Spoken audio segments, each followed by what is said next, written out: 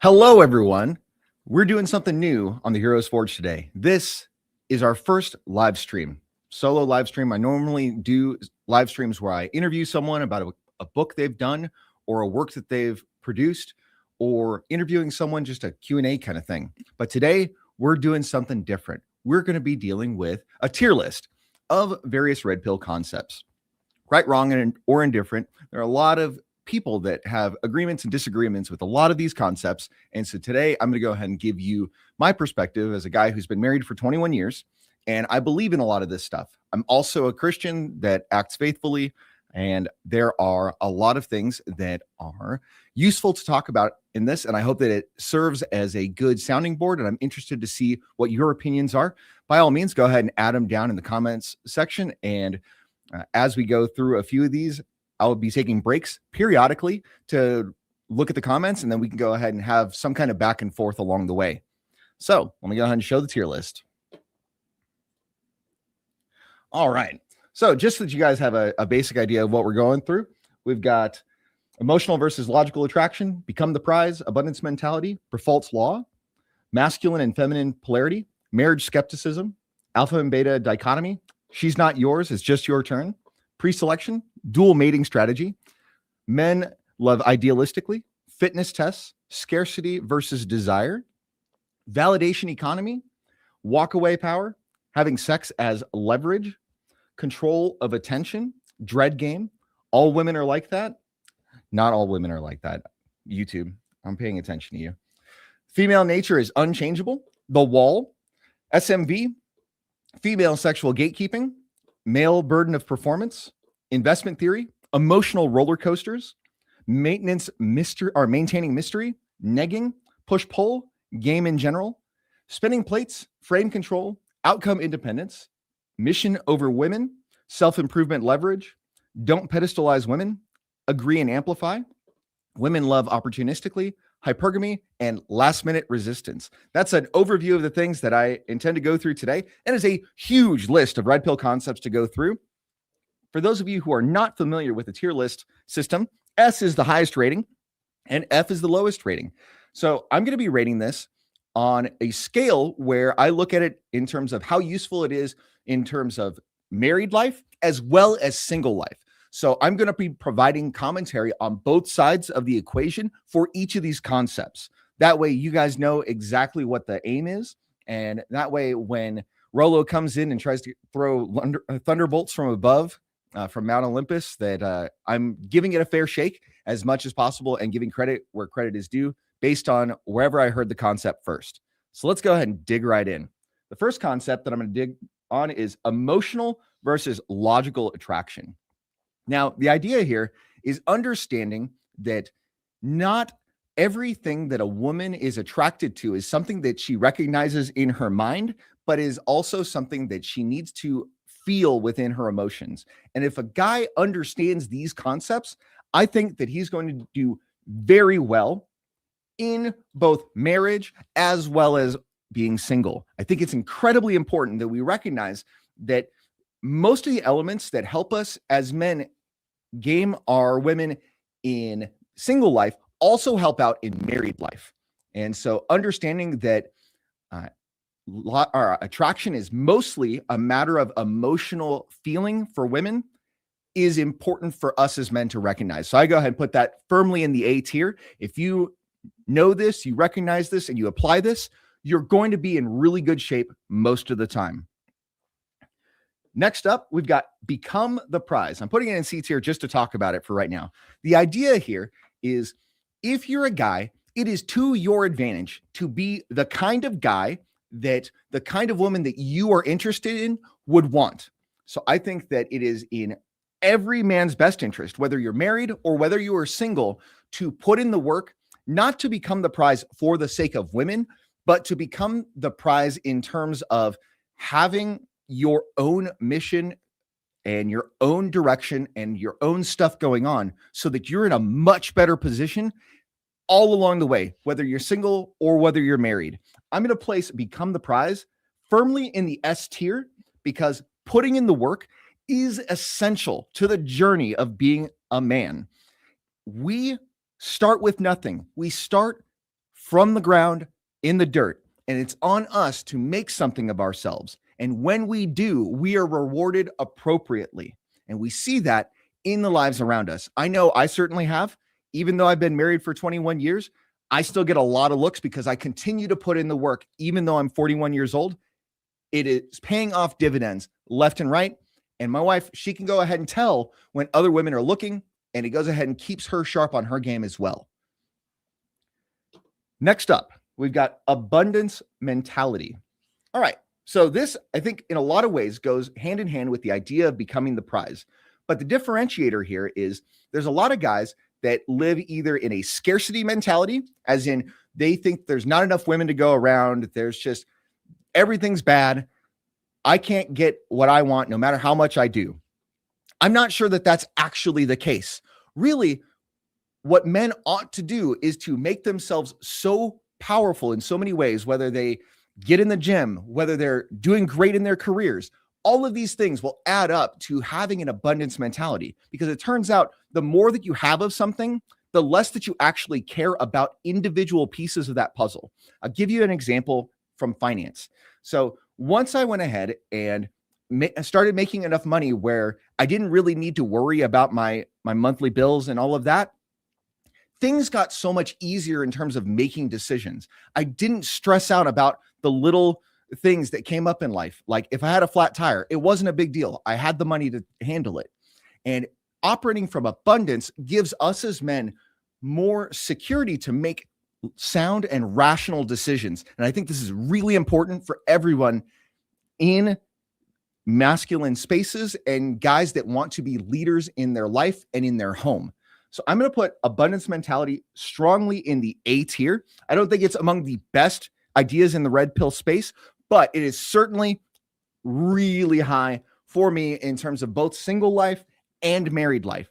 It's universally applicable. And I think that if you develop an abundance mentality because of the work that you've put in, you are much more likely to see success all around life, whether you are talking about your friendships, your work, and your relationships. All of them will apply in some way, shape, manner, or form. So the next up is Briffault's law. So Briffault's law, as it's coined, goes something like this. Women will participate in relationships insofar as they derive benefit. Now, something to be said is Briffault, the gentleman that came up with this idea, he was doing research on animals, and he really cautioned people against applying this to human beings. Now, there is a lot of truth in that. I think it's really important to see the difference between how this can be applied in human beings and how that might be limited. But there is some fundamental truth to that, because let's be honest, both men and women seek out relationship for benefits. Now, it may not be something that we say overtly, and maybe something that we deal with covertly. The idea is that for men, generally speaking, we want to have families, have people to love, and have children. Whereas women will often seek things like provision and protection and parental investment. These are things that both sides of the equation are putting into the overall puzzle. Now, the idea of Briffault's law and having it in mind, even though as a scientific concept, it is not perfectly applicable to human beings, just having the idea that both men and women have different things that they're looking for in a relationship in and of itself is a useful concept to understand, both as a single person or as a married person. Because even when you're married, there is still implicit and explicit exchanges that are going on a regular basis. So because of that, I'm going to put Briffault's law behind abundance mentality, though formally as an academic concept, I wouldn't put it so high because there's some challenges to it. But I think having the general awareness associated with it is useful to a certain extent. So next up, I'm going to skip over this one for right now. Marriage skepticism. I think this is a really big issue today in our society. The idea is that today, marriage as a contract and as an arrangement is disadvantageous to most men, generally speaking, if they assume that in the future, they are going to be much more financially well off than they were when they started the marriage. So a lot of the family court system and the way that the divorce industry works is incredibly unfair to men. Now, technically, by the letter of the law, they are all gender neutral. However, because of dating dynamics that we're going to go into later on in this idea or later on in this tier list, we see that generally speaking, women will go ahead and mate and date up on social and financial hierarchies. So because of that, generally speaking, they're not the ones that are usually paying out alimony or child support. For the vast majority of the time, that child support and alimony and division of assets benefit women over men, which is why so many men are looking at the culture around marriage and divorce, and they're really concerned about the future and whether or not they should directly participate in it. I don't blame them for their caution in this. This is really important to take a look at and understand clearly before you go into this idea of marriage, especially if we look at modern romantic marriage and the idea of no-fault divorce. All of these things contribute to men being skeptical of marriage as an institution, and I don't blame them whatsoever for that. So I would say that as a man, you are much better off protecting yourself and understanding where you stand in the social hierarchy, and to make sure that if you have something to go on, like say, for example, you're a successful business owner, or you're a doctor, or you're a lawyer, you are much better off going into marriage, getting a prenuptial agreement if you intend to go by the state marriage contract. Now, as much as people that are more religiously minded would go ahead and say, oh, don't get a prenup, I think that getting a prenup is essential in the modern society. The reason being is there's nothing specifically special about the default rules that the state provides to you and your future spouse. It is a default, and it is a prenuptial agreement. It's just most people aren't reading this prenuptial agreement for what it is. So as a result, I think that marriage skepticism is very healthy to a degree, but I recognize that the institution of marriage and marriage, generally speaking, is probably the best place for children to be raised as a whole in society. So though I see it as disadvantageous to men, I see it as incredibly advantageous to society as a whole. So I'm going to go ahead and keep it firmly in the C tier. The reason being is there are plenty of advantages and plenty of disadvantages associated with it. And we need to be careful as men to understand all of the rules that are going into it. So if you intend to get married, especially with the state contract, that I would highly recommend taking time to understand what the obligations and rights that you have according to your state's laws are. And this can be really simple to achieve. Maybe a 1-hour consultation with a family law attorney would be a great way for you to get the quick and dirty about what the laws are and how to protect yourself and your union as a whole from the ravages of the divorce industry.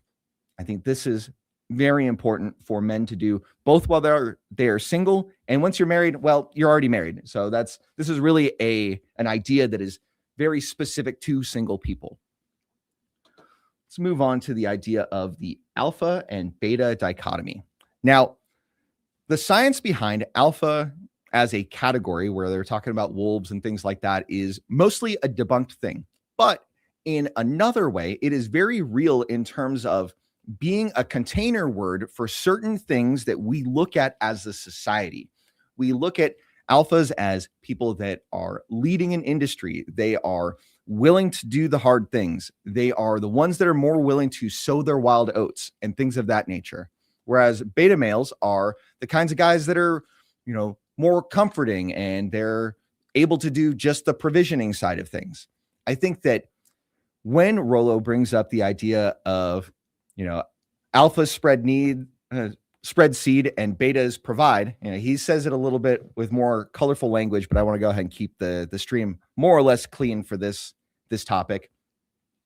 There's something to be said about that, because if we look at the trend of a lot of women that have promiscuous pasts and then they go and join the church after the fact, we see that there's something to be said about the wild lifestyle and then what comes of it after the fact.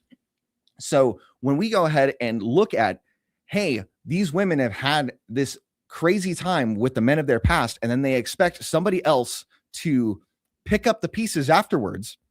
That is incredibly important to take a look at, and look at how we as men are going to approach the sexual marketplace so that we know what we're getting into at each step of the puzzle.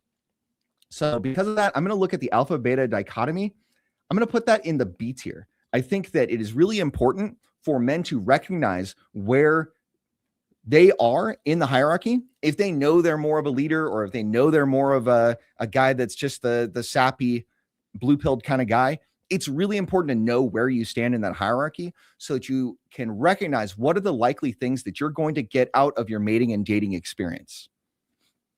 Let's see. We got Vile Plume Dude. What am I ranking? I am ranking red pill concepts as presented in The Rational Male and other red pill books and resources. I've got 40 of them that I'm ranking. We're going to go ahead and see if I can get through all 40 of them in a reasonable amount of time, but that is what we're doing today. So moving on from the alpha beta dichotomy, we've got she's not yours, it's just your turn. Now, from a single man's perspective, I think that looking at this can really be a black pill kind of deal. And so that's one of these really important things to look at, and look at with skepticism in a lot of ways. I personally don't agree with this idea that she's not yours, it's only your turn. But I do see it as a healthy defense mechanism for guys that have been divorced, or guys that are a little bit dejected from the current sexual marketplace. So in terms of marriage, I'm going to go ahead and rank it in the D tier. And as far as single dudes, unless you're divorced and you've been burned really hard, I think I'm going to also rate it in the D tier, simply because I think that it is unhealthy to look at women this way, generally speaking, though there can be some utility as you go through this process. That's just one of those deals. Next up, we've got pre-selection. Now, pre-selection is the idea that women want what other women want, and that if you're a guy and you are attached to somebody, you are much more likely to get looks from other women, especially if you're attached to someone that's hot, because you're going to go ahead and see other hot women looking at you. And even though they don't see you as especially hot, they're going to put some pieces of the puzzle in their head, and they're going to say, what does this hot chick see in this guy that I don't see right away? And so in a lot of ways, women will spread out the responsibility of vetting men to the collective of women. So this whole idea of pre-selection is, if there's a guy that has got a lot of women surrounding him, he's much more likely to get more women surrounding him. That's the baseline idea. And so I see pre-selection as incredibly important for both single and married men to understand. Because as a married guy, if you are doing the things that are keeping you attractive, keeping you hot, keeping you on your game, not only for women, but for yourself, and staying strong and healthy and all the things that you need to be a consolidated man, I think that you are much better off in the long run understanding how this pre-selection system works, so that we can be much better off as men. So pre-selection, hard S tier, just behind below become the prize. So next up, we're going to go ahead and talk about fitness tests. Fitness tests are probably one of the biggest things that I learned when I first went into red pill spaces and when I read The Rational Male. I did not understand that a lot of times women will test us if they're interested in us. And if you're in a relationship, they test us to see if we are congruent, and to see if we are worthy of their submission in a marriage, or if we're worthy of following us. These are all things that are led up in fitness tests. And a lot of times they do it not out of intentionality or out of spite. They're doing it just as a matter of their background programming that goes on in the back of their mind. And I think that as a single guy and as a married guy, having an understanding that this is constantly going on, and when someone is testing you and seeing these things for what they are, I think that fitness tests and having that understanding is an S tier thing for you to have in your life. So regardless if you're married or you're single, fitness tests, very solid thing to understand. All right. True love is never short term. True love is unconditional. Unconditional love is endless. All right, Big Daddy. I think that there's a lot to be said about that piece of the puzzle. And let's go ahead and just bring that up and talk about that real quick. So, yes, there is something to be said about true love, but I think that true love as a concept in the modern world is not something that we see all that often because we operate in a romantic love society as opposed to a society that is built on mutual benefit primarily. And we can see this based on how divorces are brought up, who is doing the divorcing, why the divorces are happening. And I think that this is a really important concept for men to be aware of, generally speaking. All right, I'll go ahead and take a quick drink and then we'll get back to it. All right.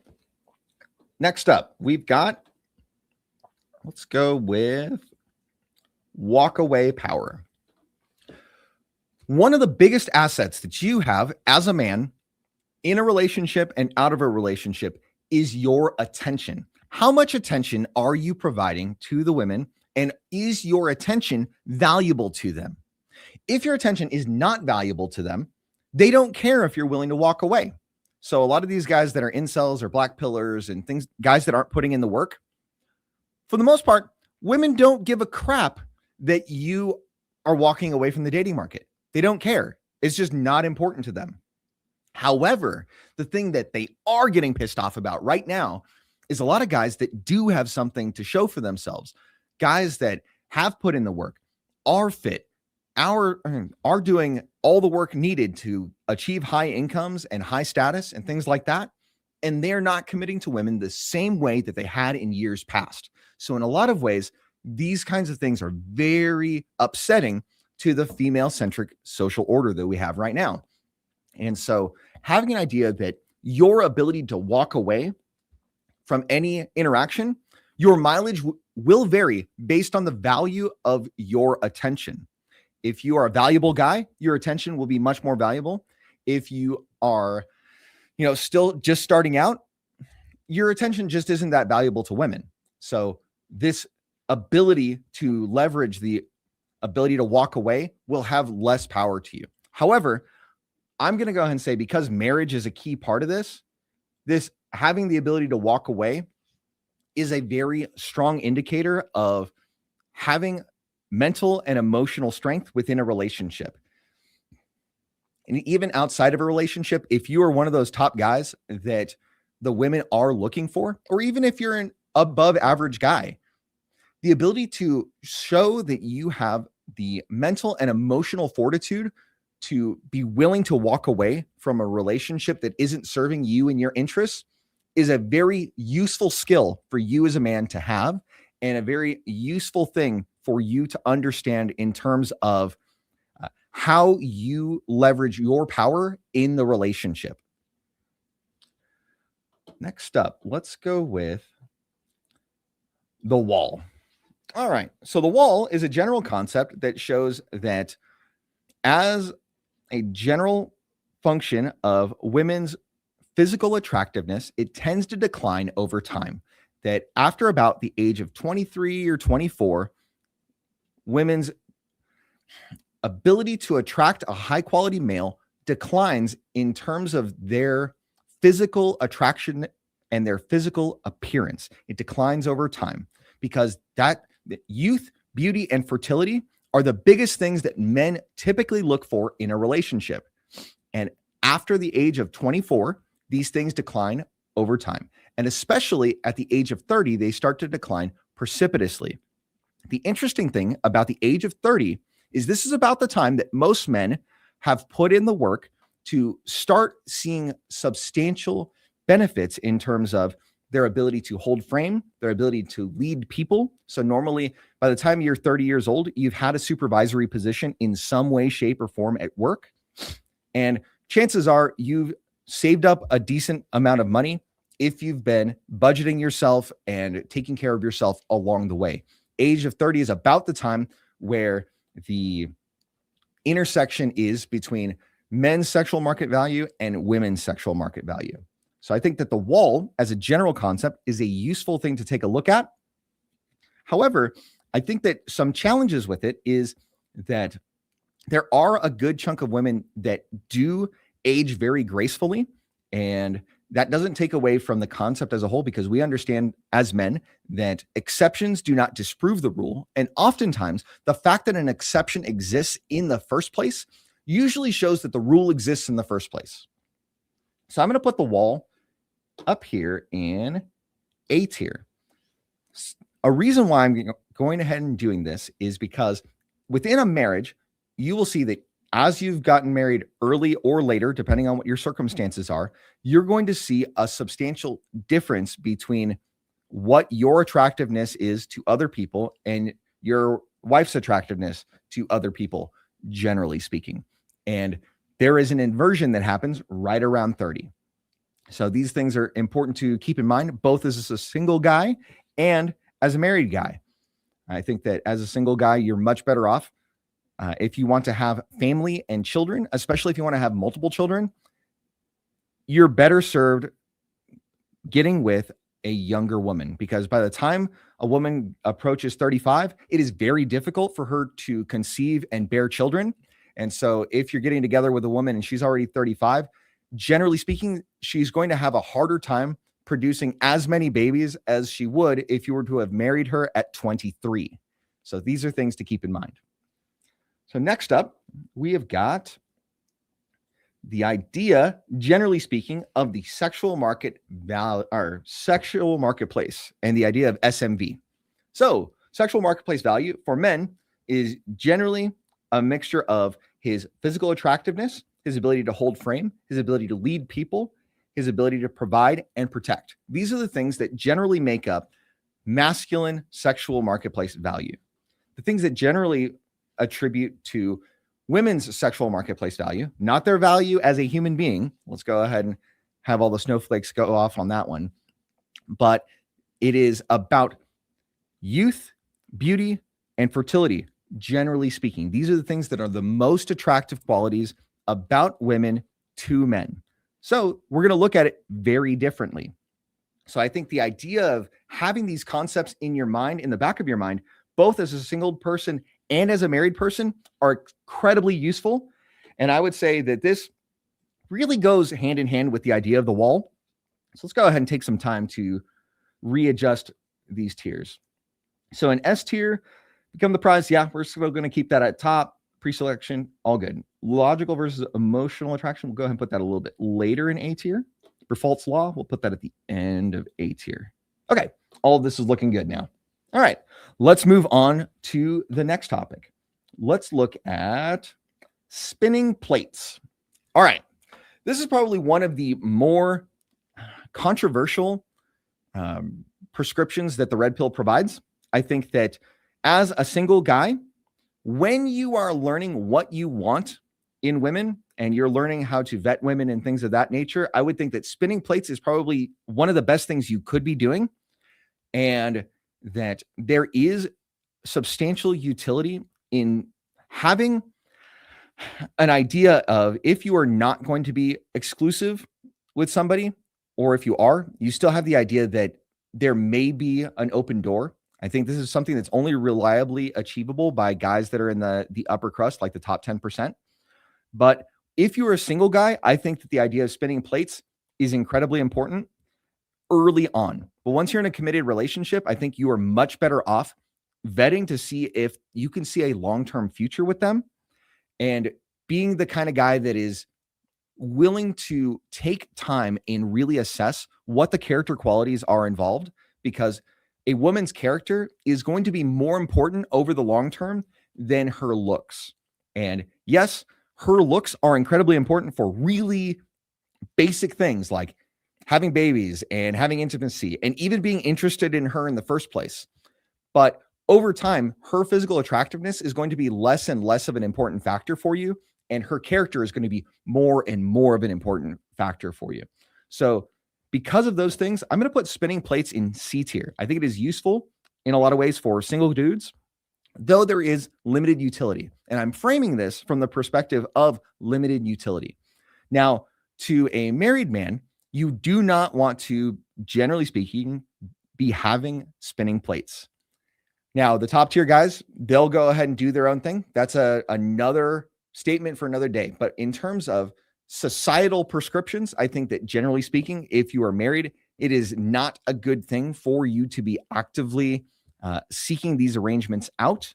And it would passively and actively cause damage to your relationship and cause damage to you as a man long term. Whether you want to look at it that way or not, it is something that just creeps up. It reminds me of an episode of The Office where Jim had gone down to Florida and Stanley was just running around and he was in an affair against his wife. And then Jim was getting kind of close to a female coworker that he was on a team with.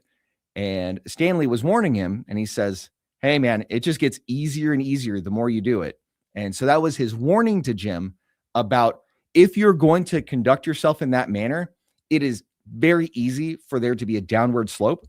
And that downward slope can have lasting consequences for so many people. So I'm still going to leave it in C tier because I think there is substantial utility for single guys to look at this when they are first looking at women and first really diving into the sexual marketplace. It is a useful dynamic until you decide to commit to a single woman. All right. Next up, we have got agree and amplify. So agree and amplify is really more of a way of handling challenges, or when people say something just completely ridiculous to you, is sometimes people will get defensive. Whereas other times you can have these, quick tricks of the trade where if someone goes ahead and says something silly like, "Oh, you hate all women." And then you can be like, "Oh, hate all women? Man, I despise all women, especially these kind," right? And you're just taking something ridiculous that they said, and then you are turning it around and making it so crazy and so out of context and so bombastic that they see, "Oh, okay, yeah, he doesn't really agree with this. He's just putting on a show." And a lot of times for really simple things, this can go ahead and cut the tension in a relationship, especially when like your woman is trying to go ahead and come up with something crazy on you. I think that I've used this idea of agree and amplify a lot, and it makes my wife feel really silly sometimes with the things that I come up with, because then she realizes, no, it isn't that I don't like you. It's that I don't like the things that you are doing right now.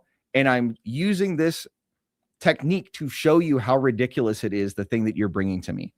I think that there are limited utilities to this, and it's really just a technique. I'm going to put it in B tier. It is useful for both married people and for single people. Take a quick drink.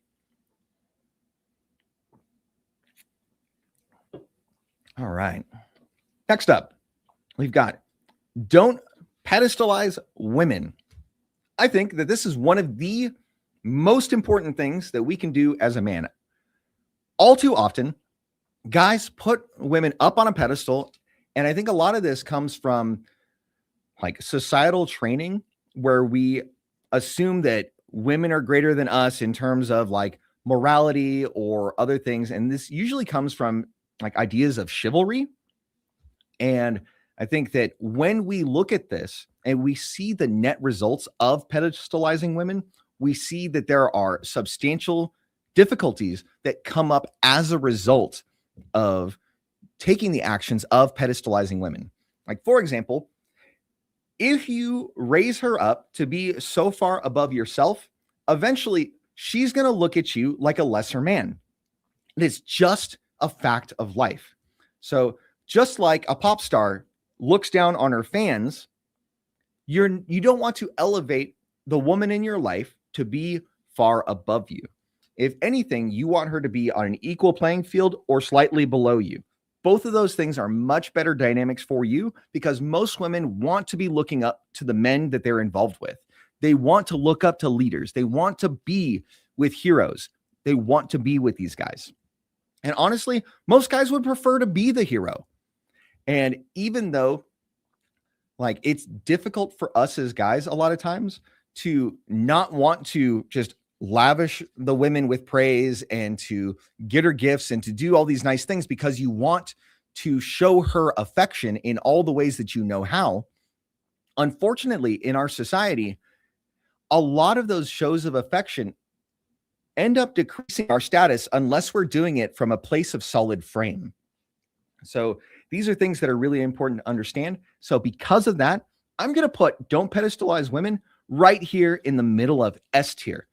If guys can go ahead and get this one thing locked into their brains sooner rather than later, I think that they'd be much better off. This is something that I teach my son so that when he goes ahead and goes into the dating market in a few years, that he doesn't illogically put women above himself. Very solid thing to go into the marketplace with. Let's see. Next up, we're going to go with game. So game is the idea of how to interact with people in the sexual marketplace. And the idea is that dating, mating, all of that, there is a game involved in that. There is a game of mating and dating. Now, game is also a term that's used in the pickup artist community. And this is about like how to navigate a woman's emotions, how to navigate a woman's attractiveness and all of that. I think when I look at this as a consolidated term, I'm going to look at it for every piece of that puzzle. I think it is incredibly useful for single men to understand a little bit about how women work, generally speaking, so that they can get the best advantages and the best use of their time out in the sexual marketplace so that they are in a better position to get the things that they want out of life. So if you know game as a single guy, you are going to have much better opportunities and much more flavorful opportunities with women, generally speaking. Now, in terms of a married guy, I think that gaining your wife is still incredibly important because if you don't take the time to maintain the relationship and maintain the connection that you have between husband and wife, you're going to have an incredibly hard time. So because of that, I'm going to put game very solidly at the front of A tier, simply because it is universally applicable to single men and married men. And having a baseline understanding of the concepts associated with game is useful all around. So next up, let's see. What are we going to do next? Let's talk about negging. So negging is the idea of having subtle put downs that you provide to women so that they are less cocky and less self-confident. And it is meant to kind of equalize the ego gap between men and women, generally speaking. I think that negging as a whole, though it can be useful if you're like a really manipulative kind of guy, I don't want to encourage manipulative men. I would rather encourage men that are on their game and they want to achieve pro-social ends. But I'm going to say that negging in terms of actual usefulness is going to be the first thing I'm putting in F tier. I think that if you are really about short-term game, negging can be really useful because then you can get a woman's emotions up. And once you have a woman's emotions up, then you can kind of lead her to different things in an interaction or on a date or things of that nature.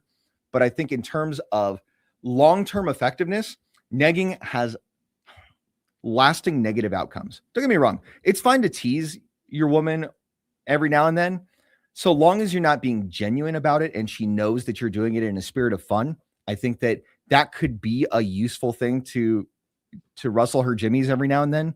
But the idea of intentionally putting her down, I think, is something that should be avoided, generally speaking, and is not a good thing for men to do overall, which is why I'm putting it very solidly in F tier. And I have no qualms about that. All right, next up, we've got male burden of performance. This is also a fairly controversial statement, but it is something that if we look at society as a whole and we see what men are generally valued for in society, It is the things that we build and we provide. So if we look at every modern convenience, from the cell phone that you're watching this video on, or the computer and the camera that I'm live streaming from, all of these technologies were primarily built, engineered, and thought of by men. Most of the society that we live in is engineered and built on top of the various inventions that men have come up with across the ages. So in a lot of ways, men have taken on their burden of performance and built wonderful things for our society. The interesting thing about that is, for a lot of men, they don't recognize that this is an important element of what makes them valuable to society, because the way that guys generally get respect and status is through their competence. Like, what are you doing to push the needle or to leave a mark on the society as a whole?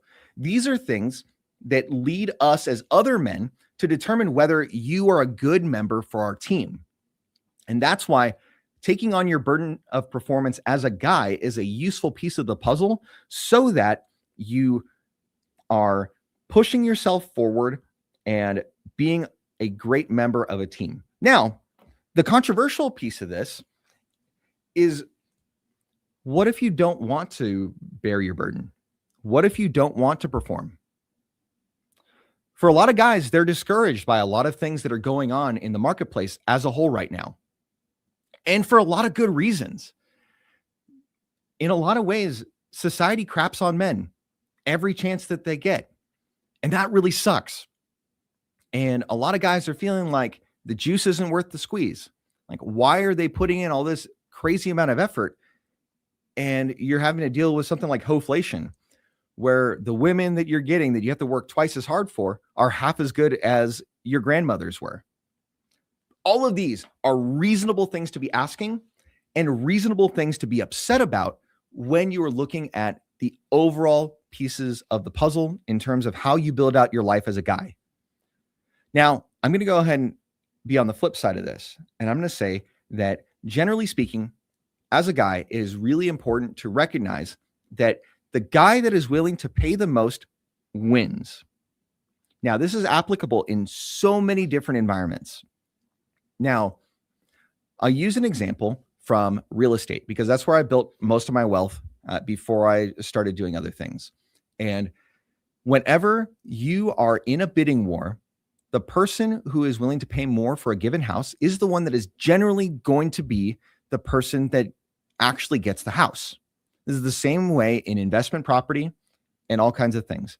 And it's interesting because it works in the opposite as well. Because if there's a property that is not particularly valuable and somebody is asking this crazy amount for it, sometimes the idea of coming in with a lower bid, or with different circumstances that you're going to attach to the offer, will go ahead and make you stand out in a different way. And depending on how much action that listing has got, you're going to go ahead and see very different responses. In fact, most of the best deals that I've ever gotten in real estate are as a result of doing exactly that. Is I would go ahead and wait for something to be on the market for 6 months, and then I'd put an offer in, and nobody else was really offering, or nobody would go ahead and get through due diligence on this property.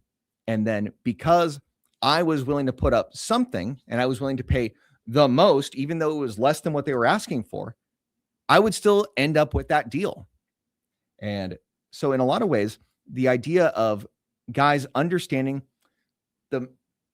if you are willing to pay the most, you are more likely to win in most circumstances in life.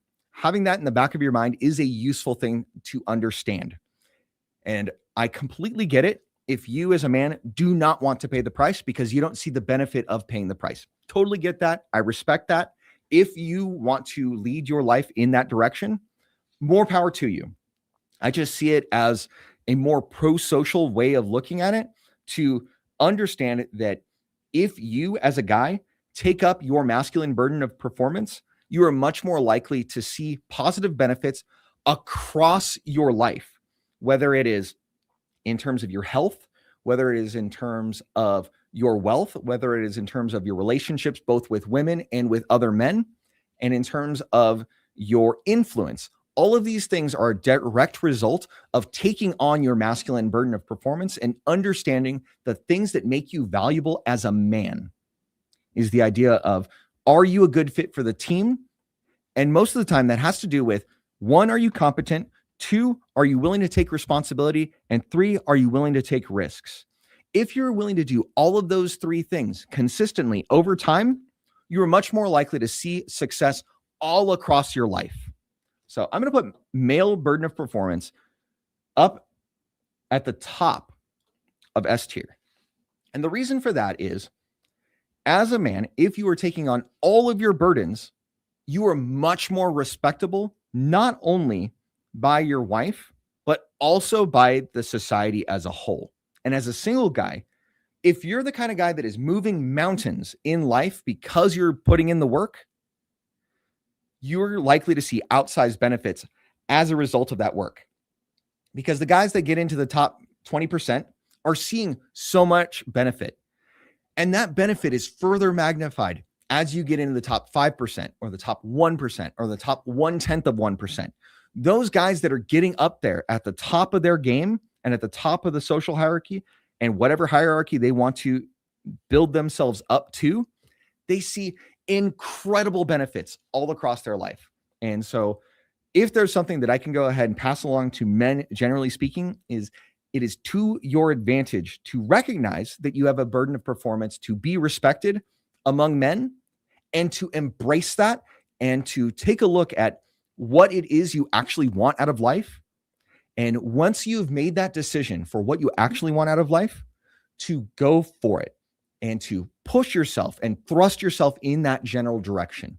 It is definitely a source of outsized benefits for so many guys, because the average guy is overweight. The average guy is putting in just 40 hours a week at a regular job.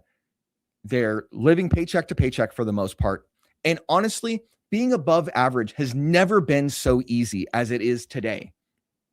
Like, because there is so many gradients, and then the average is so low quality, generally speaking, that just putting in 10% more effort is usually enough for you to differentiate yourself substantially from your competition in just about any arena of endeavor that you get into. Next up, we're going to go ahead and talk about female sexual gatekeeping. So to go along with this is the general idea that men are the gatekeepers of relationships and women are the gatekeepers of sexual access. In a lot of ways, this is very true, because if a woman doesn't want to have sex, it's just not going to happen. That's just what it is.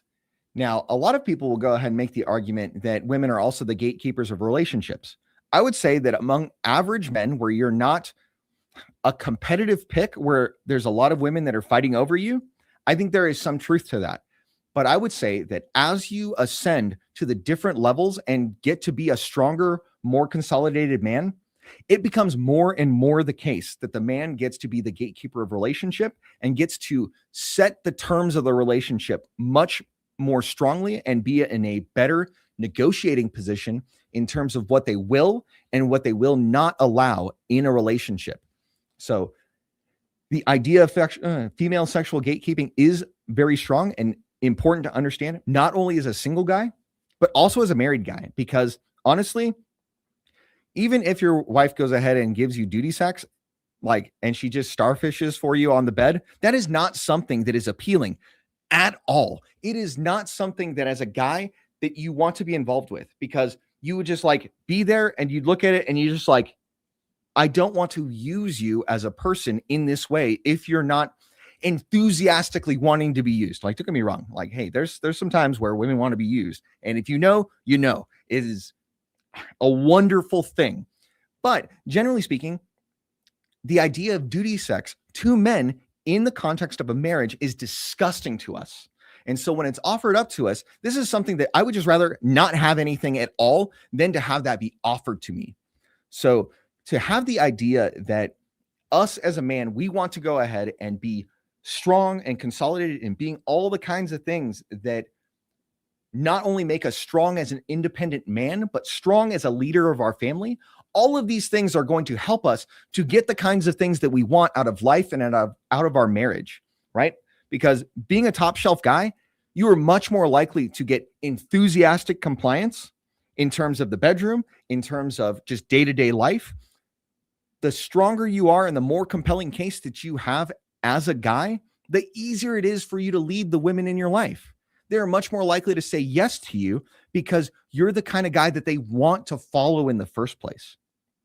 So I think the idea of sexual gatekeeping in terms of females and understanding that men, when they are strong, can set the guidelines of a relationship is a very, very useful thing for men to be aware of. And I'm going to go ahead and put that solidly in the A tier. And both single guys and married guys can absolutely benefit from having this, even if it's something that's just in the back of your mind, to understand that different sexes have different things that they bring to the environment. And as long as we recognize those kind of things for what they are, we're much better off for them. So let's see. Next up, female nature is unchangeable. All right. There are certain things that women do, generally speaking, that are really annoying to us as guys. The idea of caring less about what we say and caring more about how we say it is a really annoying thing to a lot of guys that don't know the difference in how to communicate between men and women. So I'll give you an example. Between my male and female employees, I generally talk to them in different ways because it's easier or harder to get certain objectives met based on how I communicate with them. So with my male employees, I can just simply say, hey, I need you to do this because I've got this and this and this coming up. If you can do this, it'll really help me out with these things coming down the line. And when I give that as direction, it gets done. It gets done quickly. It gets done efficiently. There's no hemming, hawing. They know exactly what's up.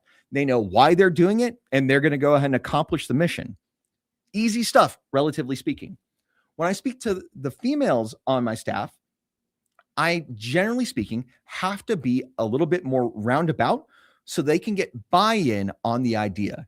So if I need them to do a certain thing, usually I'll have to give them context first. I'll have to let them know that they are a valued member of the team and that this is a thing that needs to get done, and give them a general timeline of when it needs to be done by, to give them a little bit of praise, to encourage them to do the thing, and then eventually the thing gets done.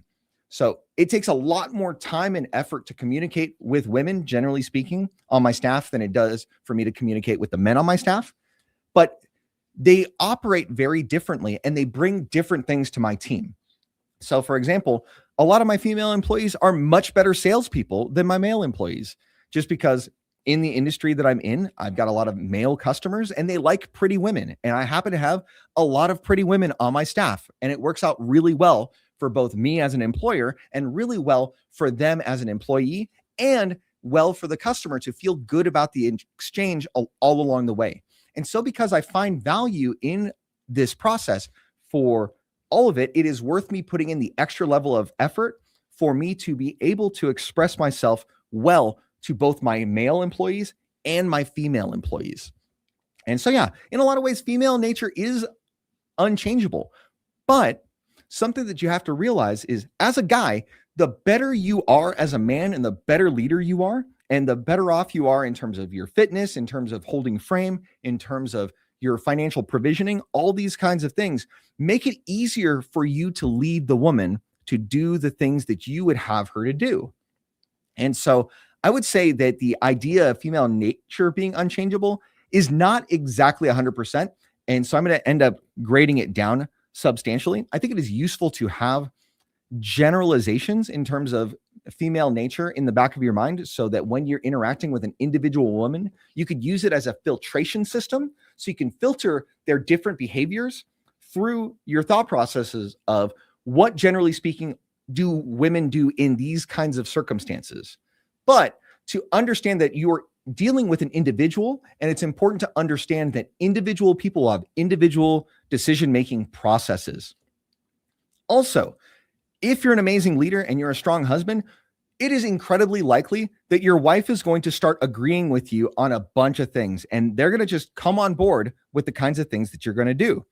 You see this very often with politics. A lot of times, women that are a little bit more left of center and they marry a dude that is hot and conservative end up voting Republican and conservatively over time because they see the value in what their husband is bringing, and they're more likely to bend to what he sees as right and good for society. And I think it's interesting that a lot of times preferences in terms of women also end up guiding towards what the men's preferences are over time. And I think it's really interesting to see that process take place. And I've seen that in my own marriage. Like, as I go ahead and see things differently, and as I grow and develop as a man, and I see maybe my political leanings go a little bit differently, or how I conduct myself in business a little bit differently, I see that my wife tends to go ahead and come alongside me because I go ahead and let her into the process, and I really value her counsel. So I'm going to go ahead and introduce her to kind of the new context in which I'm operating. And she is much more likely to come alongside me and to support my decisions along the way. And this has been such an important element to helping me to become the man that I am, is because she's been willing to support me along the way. But I've been putting in the effort first, and then she comes alongside me after the fact. So the idea of female nature being unchangeable, I would say, is really a D tier kind of thought process. I think it's good for you to have as a filtration system, and that is the extent of the utility of it as far as I see. And then from there, I'm going to go ahead and look at the individual woman and make determinations from there. Generally speaking, there's a lot that you can get from looking out at the society as a whole.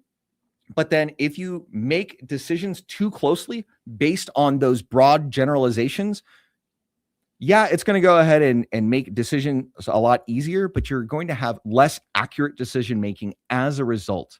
So it's for those reasons that I see it more as a D tier kind of thought process, especially when you're talking about it in the context of marriage. If you're a strong leader, you're not going to see that being like a huge issue unless you're already, with somebody that's like borderline personality disorder, or if they've already got MPD, or they've already got these issues and you weren't able to vet them out along the process. So for those reasons, I see this as a D tier idea. Let's see. Let's move along to dual mating strategy. All right, I'm going to take a drink before we get in on this. Dual mating strategy is the hypothesis that for women that cannot get the high tier guys and successfully lock them down, that they're going to go ahead and do things with the alphas, end up with kids, and then try to stick the landing with a beta, is one of the things that is kind of brought up in this idea. And if we look at current culture, we can see a lot of really obvious examples of this. Like if we look at the transition rate from women going from OnlyFans or other sex work and into Christianity, we see this as a huge deal as they go ahead and do all these wild things in their youth, and then they expect somebody to pick up the pieces on the other side of it. And frankly, a lot of guys are just tired of this. They're tired of seeing these women get rewarded time and time and time again. And they're tired of seeing all these simps go ahead and pick up the slack.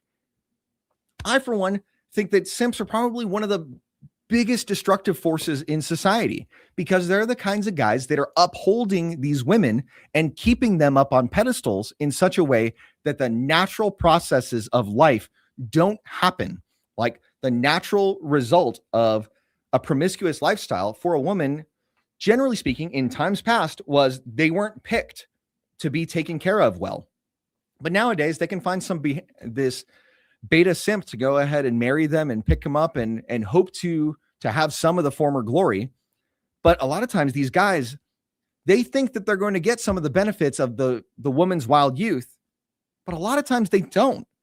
And that's the sad thing, is these women that have these promiscuous pasts, a lot of times they're going to have this one guy in their mind that they really wish that they were with. and they take out the fact that the guy that they're with now is not the guy they wish they were with on him in very subtle ways. They're going to nag him. They're going to try to push him to be something that he's not. They're not going to give the guy that they're with their best in bed. All of these things that are disgusting to men that want a good, healthy dynamic in their family and in their life. These simps are just picking up the pieces and going, oh, well, this is good enough for me. And as a result, you end up with a sexual marketplace that has this soft landing for so many of these women that have promiscuous pasts, and then they can go ahead and, try to stick the landing in their 30s. And this is a thing that is disgusting overall in our environment, and we should resist it wherever possible. But if we were to go ahead and look at the idea of the dual mating strategy, where women tend to go ahead and bang the alphas and then try to marry betas later on, this is a common thing that we see in our society. And I think that I don't see it as a good thing for us to support. And I think that if you're a guy that is worth something and you are, on your path, you're on your mission, and you are doing the things that you should be doing to be the best that you can be, you should not accept a woman with a past. I think that it is much to your detriment to do that. And as a result, I want to put this dual mating strategy in the F tier, because as a guy, if you're worth something and you're above average and you're working towards being well above average, it is not in your best interest whatsoever for you to accept single moms that don't have like really, really specific circumstances or women with crazy pasts. I think that it's just, generally speaking, not good for most men. And the reason being is I see promiscuity in women to be similar to cowardice in men. So between men and women, generally speaking, the virtues across both sexes are united for the most part. The part that's different is if you look at men, valor and bravery have always been prized as top tier virtues for men to display. And the opposite of that virtue of bravery or valor is cowardice. Now, on the women's side of it, chastity is the most prized virtue among women and among men seeking out women. And the opposite of chastity is promiscuity. And so the reason why we can go ahead and tell how those two virtues and their corresponding sins associated with them, why they're so important and why they're gendered by their very nature, is if you look at the results to society, if the virtues are not upheld. So think about it from the man's perspective. If you are in a country and you have a bunch of guys that are cowards, that country is going to be overtaken very quickly, because you need brave men that are willing to stand up and protect the country in order for the country to stand and to be a sovereign nation. Now, in terms of women, if you have women that are consistently promiscuous, societally speaking, guys are not going to know, like before the invention of DNA tests, who the father of the child is. And so why would any self-respecting man want to invest all of their time and effort and parental investment into a child that is not his? So this is one of the things that is really important to understand about the idea of dating single moms or dating women with a past. It's just not a good thing for men. And it really has to do with the fundamental differences in how virtues and vices are looked at between men and women. So dual mating strategy, F tier in terms of execution. Having it in the back of your mind, you might want to go ahead and think about these things so that you can be equipped to make sound decisions as a guy.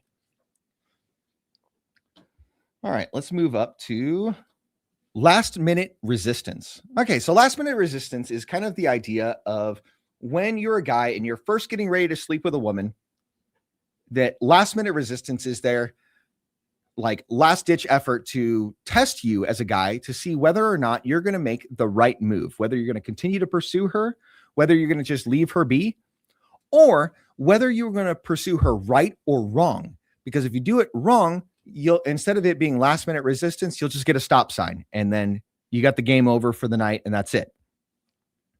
But if you go ahead and push past it in a clever way where you understand how the game is being played and you understand that this is really a resistance to try to show you as a man that she is not like other women and that she's not promiscuous. This is just kind of a way of testing you to see if you're going to believe her or not, or what you're going to do about that level of belief. I think that for married men, this is really not super useful as a concept. But for single guys, if you're looking for casual hookups, it's more of a useful thing for you to understand that, generally speaking, women want to preserve the idea of not looking like a whore or hoe, whatever. YouTube's not going to go ahead and blip me on for this. But the idea is women don't want to be seen as being promiscuous, and guys need to be able to navigate around the kind of perception building that women typically do as a result of how they live their lives. So I think, generally speaking, for married men and single men, I think that the idea of last minute resistance is an F tier concept, but it is useful to guys that are really looking for hookups more than anything. If you're more of a guy that's looking for a long-term relationship or quality relationships with women beyond sexual access, I think that last minute resistance is pretty low on the priority list of things that you should keep in mind. And there are much more important concepts for you to have dialed in than the idea of last minute resistance. Let's see. Next concept, maintaining mystery. All right, this is a really good one.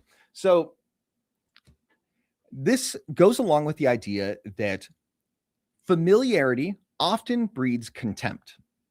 If you're around too much, if you are too giving of your time with women, especially early on in the relationship, women will wonder if you have nothing better going on. And you take away the opportunity for a woman to wonder about you and wonder what you're doing, because that's part of the way that they become more and more attracted to you over time. Is if they are thinking about you and you are continuing to stoke various elements of doubt in their mind, I think that is really useful as a guy to use as a lever of power, whether you're single or whether you're married, right? In marriage, I find that when men are hanging out too much at the house and kind of just not doing a whole lot, women end up starting to nag their guys and they start having contempt for them because they don't see the man's attention as valuable. And so for both single guys and for married guys, I think the idea of maintaining some distance and maintaining mystery, where you're not just like outright showing up with like spreading all the details, I think is a very useful thing for both single and married guys to do, because it's really useful for guys to give women a little bit of a story for them to have to fill in the blanks on it. That way they are more actively thinking about you and filling in the spots with whatever exciting thing they intend to do, right?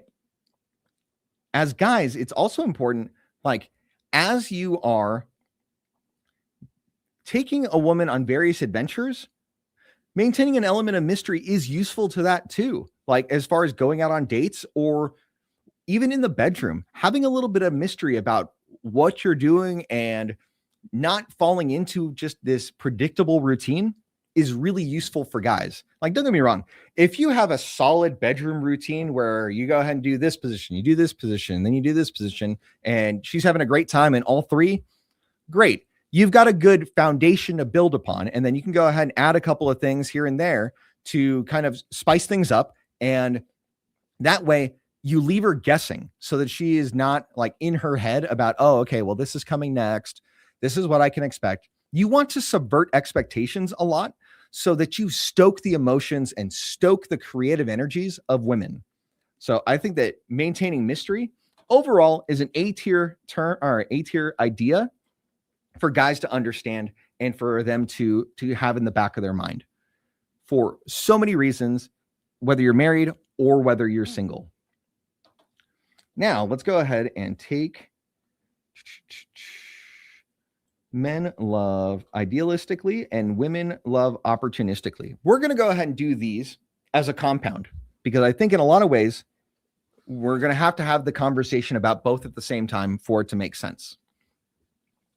So in the modern sexual marketplace, there's much more opportunity for the average woman than there is for the average guy. If you go on dating apps and you look at the data associated with dating apps, you find that 20% of the guys are getting 80% of the action. That's just what it is.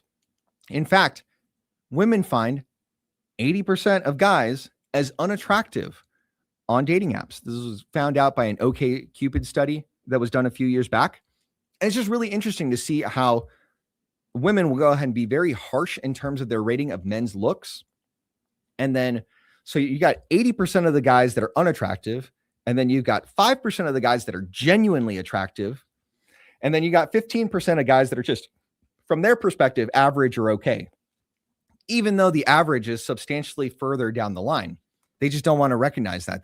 That's not a true reality to them, because it reminds me of Homath and how he would go ahead and say in short-term dating, guys that are below 7 are just not people to a lot of women. They end up getting caught in the not people zone.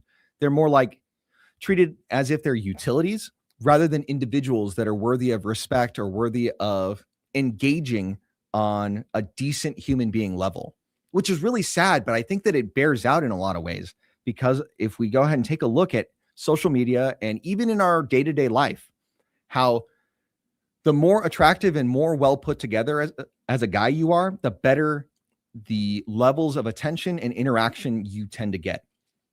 I remember when I was where I had more weight on me, and not in a good way, I didn't get great results in terms of speaking with women and things of that nature. But as I went ahead and put the time in to get fit, get in the gym, get my body fat percentage down, dress better, put more effort into my appearance and the way that I carry myself, I found that I got much better results with women as a whole throughout the society. And even within my own marriage, like, there is something to be said about staying hot in marriage, right? This applies to both men and women. You're much better off maintaining attractiveness so that, 1, you have more confidence in yourself. 2, you stay attractive for your spouse. 3, in the event that things don't go well, you are in a much better position later on to go ahead and be attractive to a top tier spouse down the road. All of these things are applicable. And it's very useful to look at it this way. Now, the whole other idea of women loving opportunistically is that they have so many options at their fingertips at any time through a dating app. Whereas guys at a baseline will often just find a woman, and because of the feelings they have for her, they idealize a lot of the characteristics about her and kind of are more willing to like disregard red flags that if you weren't like taken with her and just infatuated, you would be able to open your eyes and see the difference and see whether it is worthwhile to continue to vet the woman. Whereas a lot of times your friends can go ahead and be a better sounding board in this, where they can say, hey, bud, this chick is really narcissistic. This chick has got this, and this going on. And if you are just in the thick of it and you are really just caught up with the feelings and the emotions of a new relationship, you might be really blind to these things. And I think it's important as a guy to understand that we have a tendency to love idealistically, and we try to idealize people that we are just newly in a relationship with. This is kind of how the honeymoon phase of a relationship goes, where both sides of the relationship are just kind of going into it with puppy love, and they're doing things that they wouldn't ordinarily be doing because they're just so taken with their partner or their husband or their wife. But I think this is also a danger of dating too long before you get into a long-term committed relationship with a single person, because you don't get to benefit from the exciting parts of love while taking a sober look at what the positives and negatives of that relationship are over time. Because the idea of men loving idealistically will cause us to not look at red flags. And if we go ahead and we fail to trust our friends in the first place, we're going to end up much worse off than we would be if we were to put some realistic glasses on and be willing to go ahead and take a look at things for what they are, not for what we would want them to be. Whereas a lot of times women early on in a relationship, if they don't feel it really hot for the guy, they'll just go ahead and end the relationship. And there's 1,000 other guys that they can go ahead and get with. And that's one of the harsh realities of the situation right now in the sexual marketplace is for average women, they can go ahead and get with much more above average dudes, whether or not these guys will actually commit with them. And when these guys aren't committing to these women end up with damage that they bring to later on relationships. And so if we go ahead and look at both the concepts of men loving idealistically and women loving opportunistically, it is really useful for us to understand these things, generally speaking.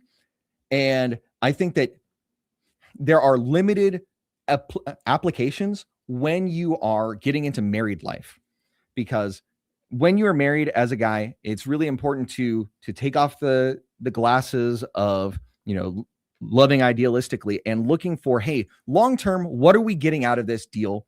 Should I be doing this thing? And when guys fail to do that, they end up getting taken to the court system and taken for all they got. And I would encourage guys to really pay attention and vet the women that are in your life, and to vet a woman before you give her commitment. And as far as women is concerned, if you recognize that women have so many opportunities available to them and they can just switch up, especially when they're younger, on a dime, this is really important. Now, later on, women have substantially fewer opportunities, and you see these women that are in their 30s, they're complaining like, where are all the men at?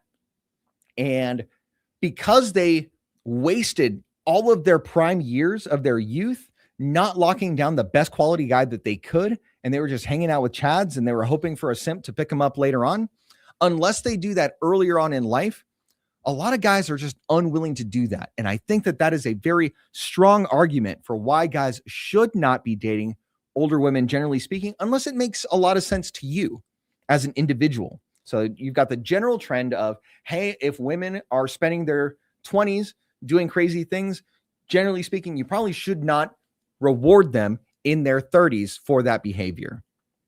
Now, as an individual guy, your mileage may vary. Go ahead and do your vetting on your own. Use your own way that you want to take a look at women and the sexual marketplace and make your decisions for yourself. That's all I really want to go ahead and impress upon guys, is to be clear-headed when you're making these decisions so that you don't get burned down the road, and so that you go into these situations with your eyes wide open. So I would say that both the idea of knowing men love idealistically and women love opportunistically, having both of those in B tier is an important thing.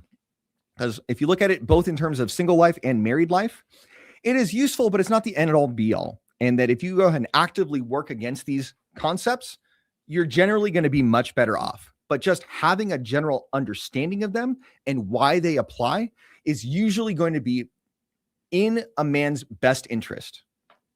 So let's go ahead and take a drink and we'll go ahead and get on to the next one.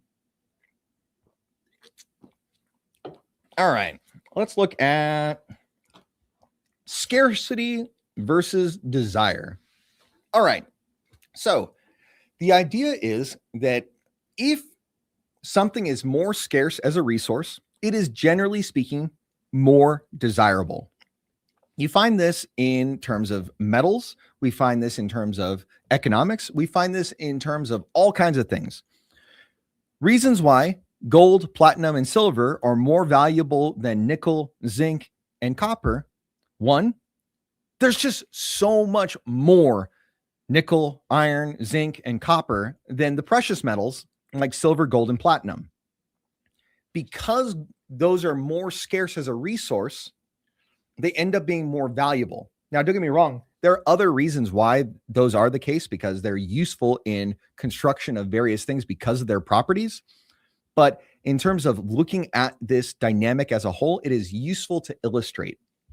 Now, if you're in the top 10% of guys, you are a scarce resource and the women want you. If you're in the bottom 50% of guys, you are not a scarce resource.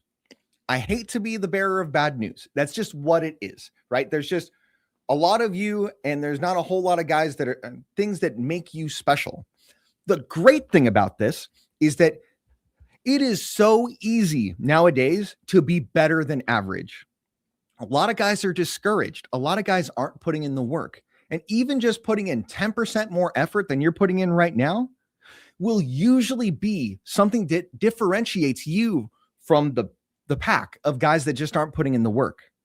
So this is really useful to a lot of guys to understand. And sure, that 10% extra effort may not put you in the top 5 or 10%. It probably won't, because the guys that are in the top 5 and 10%, they're putting in a lot more effort, generally speaking, than the guys that are average and below. And so if you want to be a scarce resource in terms of relationships and in terms of life in general, right?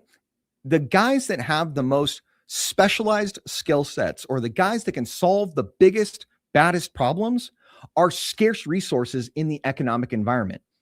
Because guys, when you can solve complex problems that are valuable to be solved, you are generally going to be compensated much more for your services. So if guys see the problems that you can solve as valuable, they're going to pay you more. Whereas small problems are very easy to teach somebody how to solve. And so you see that at a lot of entry-level positions. There's easy training manuals. You just go ahead and go according to policy and procedure, and you're going to go ahead and be serviceable. You'll do your thing. You'll do the bare minimum. You'll have the utility of being able to do a job. And that's not a really scarce thing, because it's really easy to train somebody at McDonald's. In fact, that's kind of the deal in a lot of ways, is if you can go ahead and train everybody to do it, it's generally speaking not a rare skill. It is not a valuable skill. It is not a skill that will earn a lot of compensation. So when we look at this idea of scarcity as a precursor to desire, it is incredibly useful to understand that as a concept across the board. And yes, it of course applies in the context of a relationship. If you're a top tier guy, you are much more likely to have relatively low problems with all kinds of women. Now, don't get me wrong. We have these bombastic examples in our society, like Jeff Bezos and Bill Gates and things like this. Yeah, they're in the top percentile. And the reason why those stories make waves is because they are the exception to the rule, right? The people with the lowest divorce rates are the people in the upper class. And in a lot of ways, they aren't marrying just for love. They're marrying for in-laws. They're trying to go ahead and acquire a good circumstance for their family to thrive in the future. So when we look at that as an underlying dynamic as to what makes those marriages work, it's really useful to understand, even in the lower classes, that if we were to go ahead and go back to the concept of economic marriage, that like marriage was practiced in the 1800s and before, we'll realize that, hey, we're trying to partner up to live a better life so that our children can have a better life than we had. And back then, that was the priority. Whereas nowadays, the priority is, feelings and love and all this stuff. And that stuff disappears over time. Whereas if you are working on a common goal with somebody, there's a deeper level of love and connection and commitment that builds up over time. And like, I was never head over heels about my wife. I just recognized that she had good character qualities and that she would likely be a good mom. And she was very tall. So even though it wasn't a big factor in like my decision-making process, I recognized that because I got with my wife and she's 6'1", my sons are going to be really tall. Like my 14-year-old dude is already 6'2". at 14. Dude is going to be huge. He is much taller than I am. And because of his height, he's going to have a much easier time in a lot of these things. And so, even though it wasn't a direct thing that I was picking for when I selected my wife, it is certainly a tangential benefit that the gene pool got a lot better as a result of it. So, going back to the idea of scarcity versus desire, if we go ahead and recognize that as men, scarce resources are most often the desired resources. If you want to become a scarce resource in your life, in your career, and in your relationships, put in the work and you're going to see outsized benefits, because it really doesn't take that much effort to get above average. Just going to the gym a couple of times a week, or taking time to walk like even 6,000 or 7,000 steps if you're a little bit overweight. If you take the time to do that on a daily basis, you're going to see tremendous benefit in your life. So because of that, I'm going to put scarcity versus desire up in the S tier, because I think that is probably one of the most important things that you can go ahead and have in the back of your mind as you are navigating life as a single man and as a married man. Let's go ahead and move on to something a little bit sillier. Let's go with push-pull. Take a drink. So the idea of push-pull, it is a term that a lot of people used in the pickup community, where you want to use this as a set of techniques to evoke emotional reactions in a woman.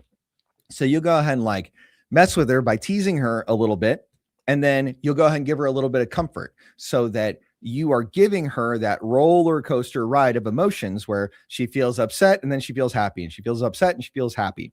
And if you do this in a gentle way over time, you see a lot of good results, generally speaking, in terms of developing relationship, because you can assess how she is in different environments. And if you go ahead and push a little bit and she flies off the handle, that's really useful as a vetting system, because if she flies off the handle at just a little bit of pushback, that should signal to you as a guy that you do not want to be in that relationship, and you just go ahead and next her and move on. I think that is really useful.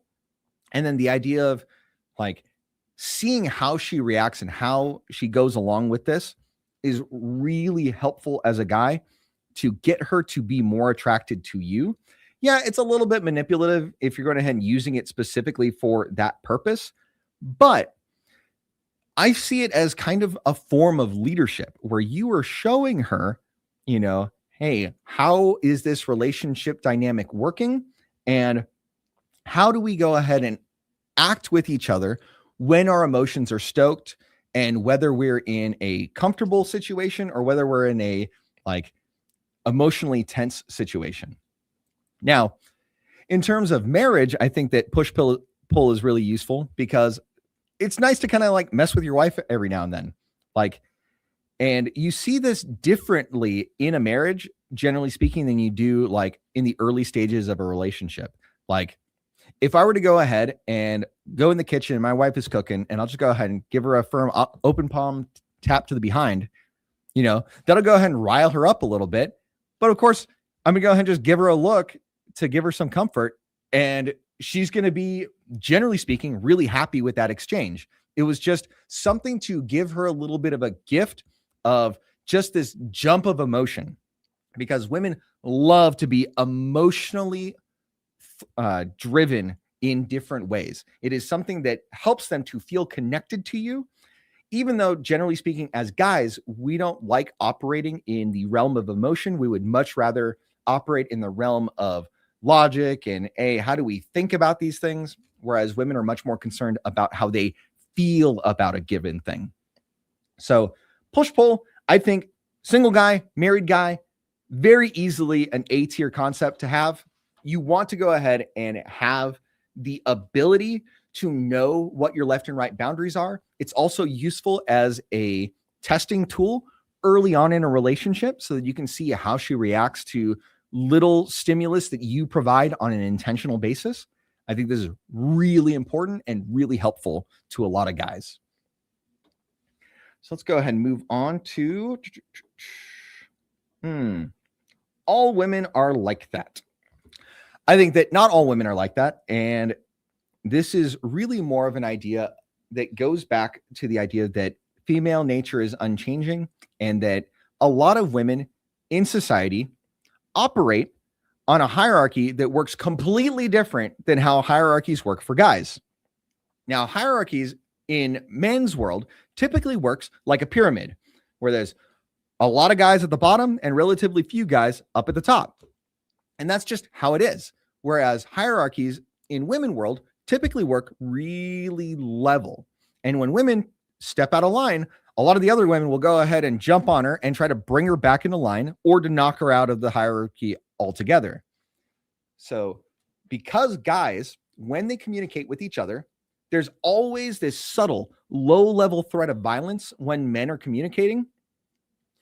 That tends to keep us, when we're communicating face-to-face, a little bit more well-adjusted and a little bit more generally respectful as we conduct ourselves with one another. Because we know that if we go ahead and say something like kind of squirrely, we might get punched in the mouth for it. And if you're dealing with somebody else and they say something squirrely, they might know that in the back of their mind that if they say something too fresh about something, they might get punched right in the mouth. And a lot of times they would deserve it. And that's just what it is. And that's what keeps us more respectful as men, generally speaking. However, because the realm of the physical is not something that really exists for women, because men are overwhelmingly stronger than women on average. Sure, there's an exception where the strongest woman is stronger than the weakest guy. Got it. That's not even something that I'm really willing to entertain because it's an exceptional circumstance. And we know as men that exceptions do not disprove the rule. In fact, the fact that the exception exists in the first place goes and proves the rule is right in the first place. Now, because the realm of the physical is not something that is generally available to women, when they communicate with each other, there's a subtle threat of emotional violence that happens, right? If you get out of line, women will go ahead and talk behind each other's backs, and they'll do the same thing to men. If you go on Twitter and you say something crazy about women, you're going to get a bunch of women in your comment section getting very upsetty spaghetti about it. And they're going to use shame, guilt. They're going to use insults. They're going to go ahead, assert their need to be right. Things that the late and great Kevin Samuels used to say a lot, sign language. And you'll see how quickly they resort to that. It is insane how quickly their ability to form an argument declines and they just go straight into insults. It is really funny to see that kind of behavior time and time and time again. Now, generally speaking, these are things that women do as a class. And if we understand that to be the case, that's cool. Now, the limitations to that is not every woman is like that. And it's not even one of those like the rule, exception to the rule kind of situations. It's just that a lot of times the loudest voices in society tend to be representative of society as a whole, even though that may not necessarily be the case. Like, think about the craziest people in our society and how much attention they get for doing crazy things. It is because they are entertaining and crazy in the first place that they get the acknowledgement, they get the messaging, they get all the clicks and the views. It is because people are entertained by watching them in the first place. That's the idea behind it. Whereas if you were to look at the general spectrum of men or women, those exceptional circumstances in terms of the people that are the most bombastic and the craziest, most attention-seeking kind of behaviors, though we might look at that and then believe falsely that they are representative of the whole, if we go and just live life, we'll see that that really isn't the case for most people. So because of that, I'm going to go ahead and put all women are like that in the F tier, because we can go ahead and take a look at some behaviors that are common to women, and we can see that they are destructive in their nature, and there are other things that could be had involved with that. But if we take that as a blanket way of looking at life and we apply that to everyone universally, I think that's very low IQ thinking, generally speaking. You can use it as a filter, and I think that's an appropriate way to do that, is you can say, hey, what kind of bucket am I going to go ahead and put this interaction or this woman into based on what I'm seeing, their behaviors and their words and their deeds? How am I going to assess this situation and then act accordingly from there? I think that's probably a useful place to go ahead and take a look at this idea of all women are like that, is as a filtration system. But as far as a guiding system for life, I think that is probably one of the worst things that you can do, because this is the kind of thing that perpetuates like black pill doomerism and things like that. Is once you start thinking that the things that the attractive women do and the things that women do, generally speaking, on the internet are representative of the whole, you're going to be led to a lot of conclusions that are not necessarily the truth. And that's why I would go ahead and really encourage people to really look at the situation and the truth in front of them and to make an independent assessment on your part to really think through these things.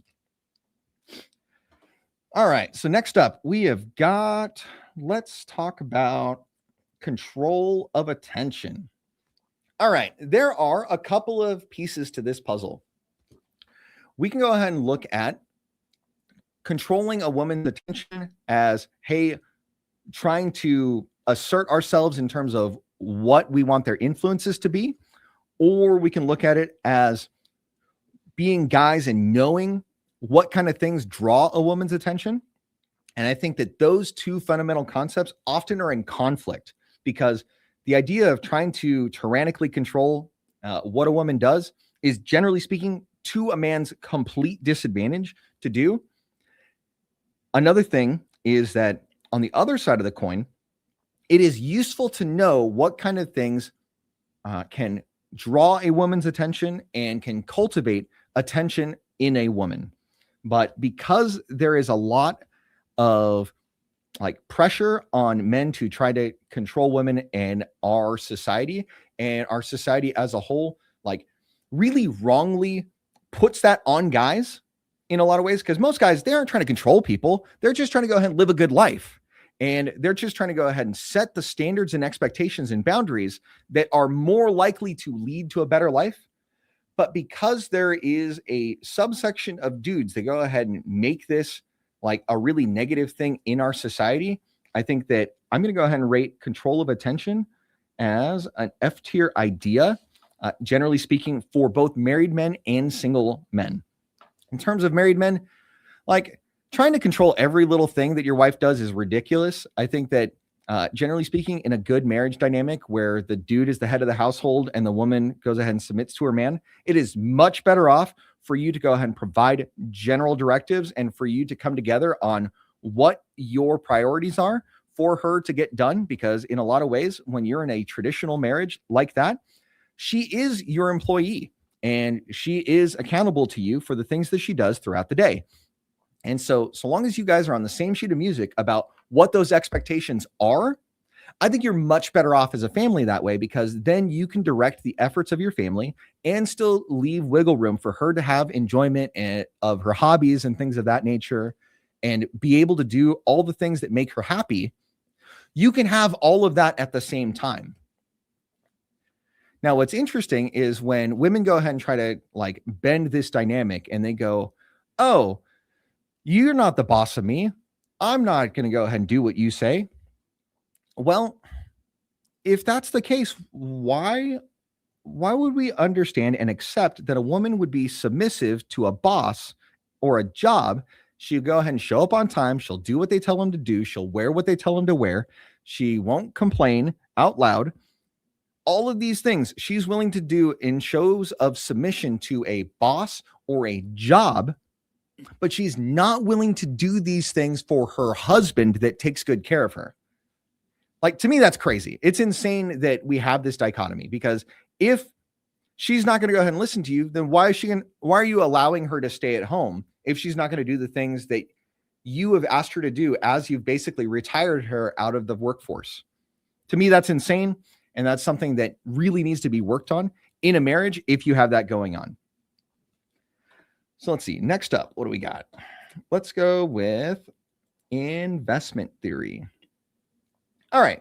So investment theory is this idea that guys mistakenly have, where they think that the things they did in the past buy them favor in the future.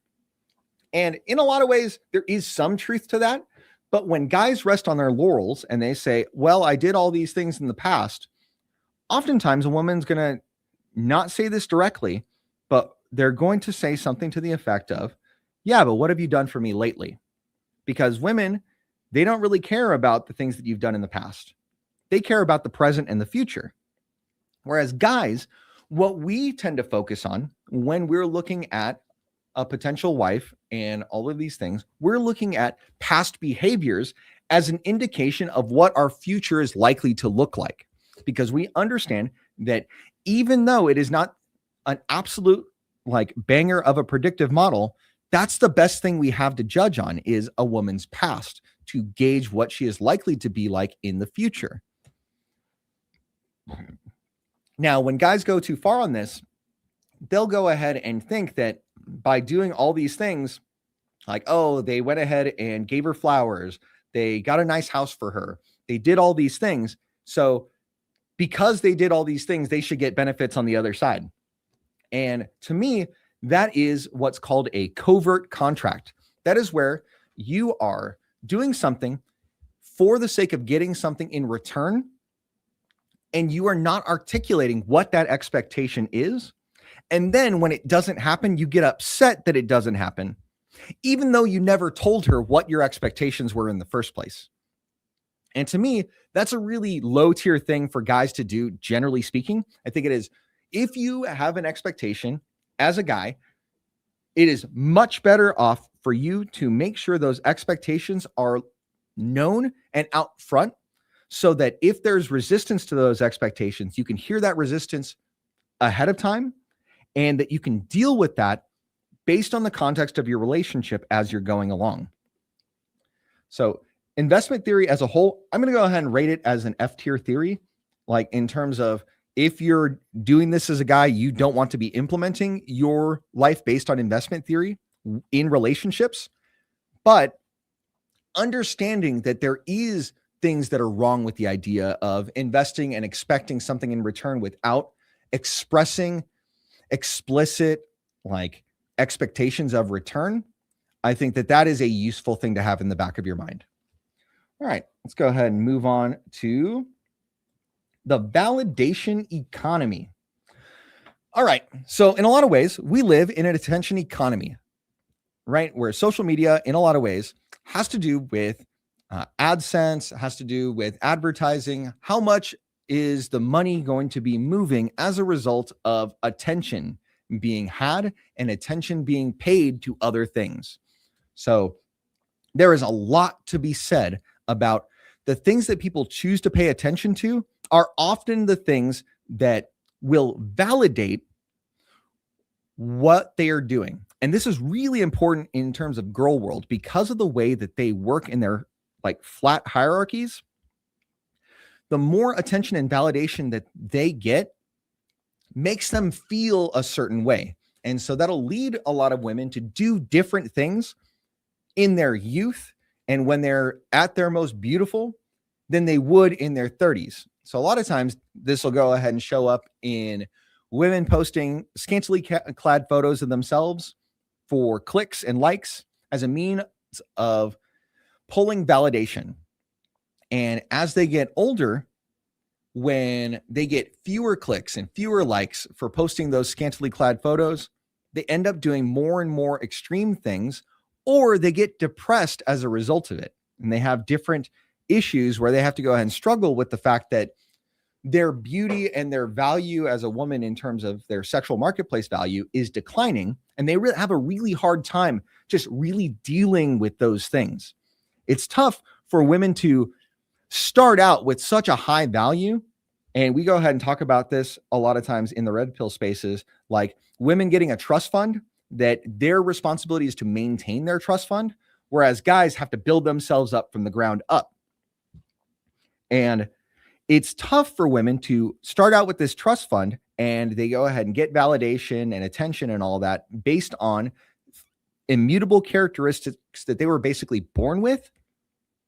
And then to see that influence deteriorate over time, slowly but surely. And that is really devastating to a lot of women and their egos, especially if as they go along and they have less and less of that attention, if they aren't in a committed long-term relationship or a marriage, if they haven't been picked.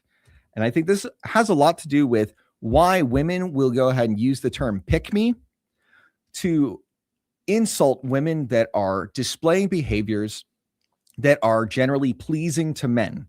It is a way for women to shame other women for trying to display themselves as a good option for men, whether or not it is performative. Like, don't get me wrong. Sometimes women go ahead and do the pick me behavior because they genuinely want to be picked. And that is a good context for that. If you want to go ahead and be attractive to a guy, it seems logical and reasonable for you to do the kinds of things and to display the kinds of character qualities and characteristics that are attractive to men. But on the flip side, this is something that is often used to manipulate men too. This is where girls will go ahead and come into male spaces and they'll be dressed in their skin tight stuff, showing off their assets and showing off their cleavage and all of that to get more views and clicks from, for lack of better, from simps that are just looking to go ahead and, look at a pretty girl, say things that they like. Like, I don't blame women for doing that because it is a very lucrative thing for women to be doing, especially if they're hot. Like, if that's a thing that you want to do and it's a matter of you want to go ahead and make money on a short term and make it from a short-term viewership of guys, because eventually you're going to lack depth on your given set of topics over time. That's just what's going to end up happening. And we see this like rotating carousel of these women that are doing the same thing over and over again. So as a guy, I think it is really important for you to understand the basic idea of the validation economy and how women will act very differently depending on how validated and how much reassurance they're getting. And among women, they often validate each other for doing the things that they want to be doing themselves. This is why oftentimes I see that when guys are putting down promiscuity on the internet, the people that are the most avid defenders of promiscuity and redemption from promiscuity are the same women that were likely very promiscuous in their past. So it isn't even about the woman that we're talking about. It's often about themselves. They're projecting themselves into a situation and defending themselves through interacting about this other woman. So I think that looking at the validation economy as a red pill term is useful to an extent, and that it is something that guys can use as a defense mechanism. If you see women are doing things for clout and attention, you probably don't want to be involved with those kind of women. And if you've got women that have no social media presence whatsoever, I think that's a really good green flag, generally speaking. It's these people that are not putting themselves out on the internet to be seen, to be gawked at. I think these kind of women are, generally speaking, going to be better quality women for you to go ahead and date. Now, of course, if they don't have social media, how are you going to find them? Well, normally you find them in real life, in your social circle, at work. Like, even though doing things at work is a lot harder because of HR and Karens at work, I mean, bottom line, they're still going to go ahead and find you attractive, and you're going to go ahead and figure out what to do about that. But it could be at church, it could be at the grocery store. There's any number of places that you can meet attractive people. But I would say that generally speaking, you are much better off meeting people in your own social circle. And this is why I would encourage you to be active in different social circles as you're developing yourself as a guy. So validation economy, B tier idea. Let me go ahead and take a drink and then we'll move on to the next one.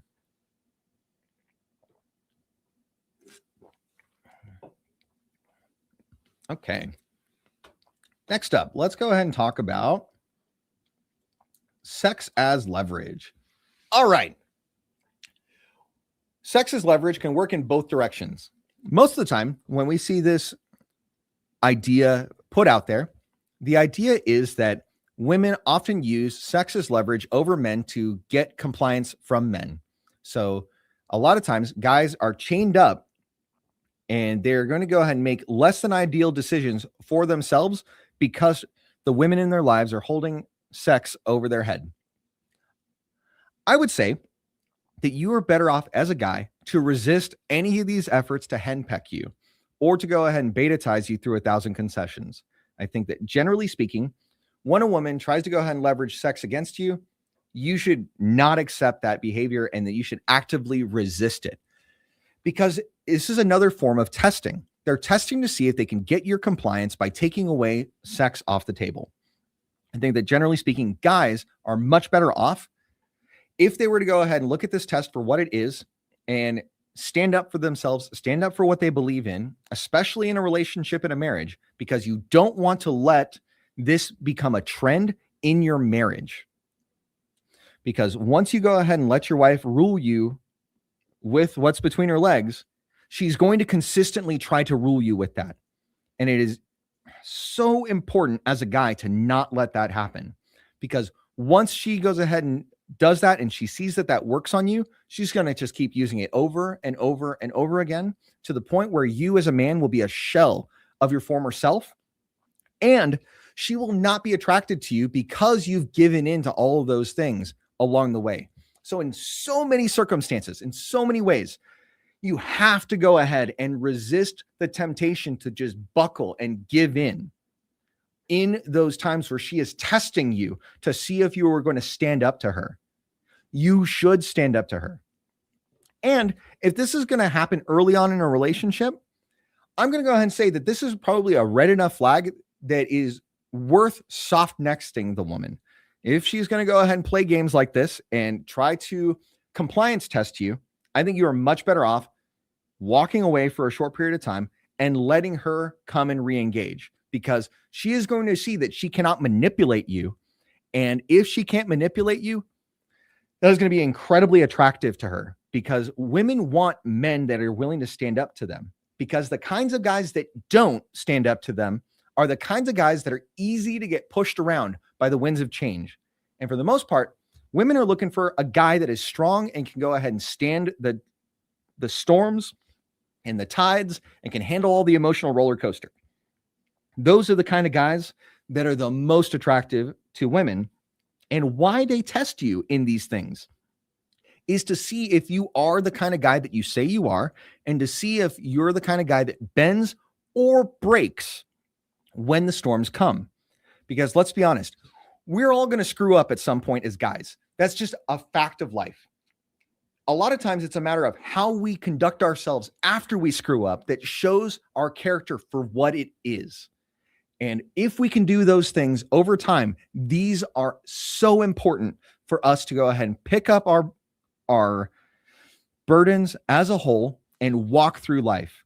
And when you find other guys that are able to resist this thing at the same time, you guys can move mountains. And this is why I encourage men to go ahead and be a brotherhood and to find guys that are suitable to go through life with, especially when you're on the bottom rungs of society. If you can find other guys that are in the suck just like you, and you want to get out of the suck, that's one of the best things that you can do, is find a bunch of guys that are willing to encourage each other to be better, to be stronger, to be bolder. These kinds of things will help guys raise their status in life and raise their level in so many ways, regardless of how it affects your relationship with women. I think first and foremost, you want to improve for your own sake, and a natural outpouring of what comes as a result of that is women take notice of you, because you become somebody that is worth reckoning with. So the other side of sex as leverage is, if you're a guy and you are really good in bed, like you can go ahead and get her to have multiple orgasms, like 5 or 6 a night, you will be the kind of guy that is unforgettable. And you will be the kind of guy that becomes the alpha widow target of a lot of women. And if you're the kind of guy that can go ahead and give a woman 5 or 6 orgasms in, a roll in the hay, she is much, much, much more likely to want to freely give herself to you in enthusiastic ways, 1. And 2, she is less likely to use sex against you as leverage, because she gets a lot out of it. Whereas for the most part, a lot of women, will say that they have not had a single orgasm all year with their guy. And that sucks for them. And so you want to be the kind of guy that can go ahead and give a woman more orgasms in a single night than the average woman gets in an entire year.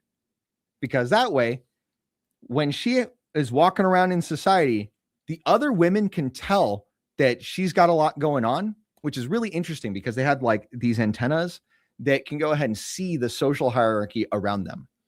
Like even when you are with your wife in a certain place and you are laying pipe real good, and she will act in very different ways when she is with you out in public.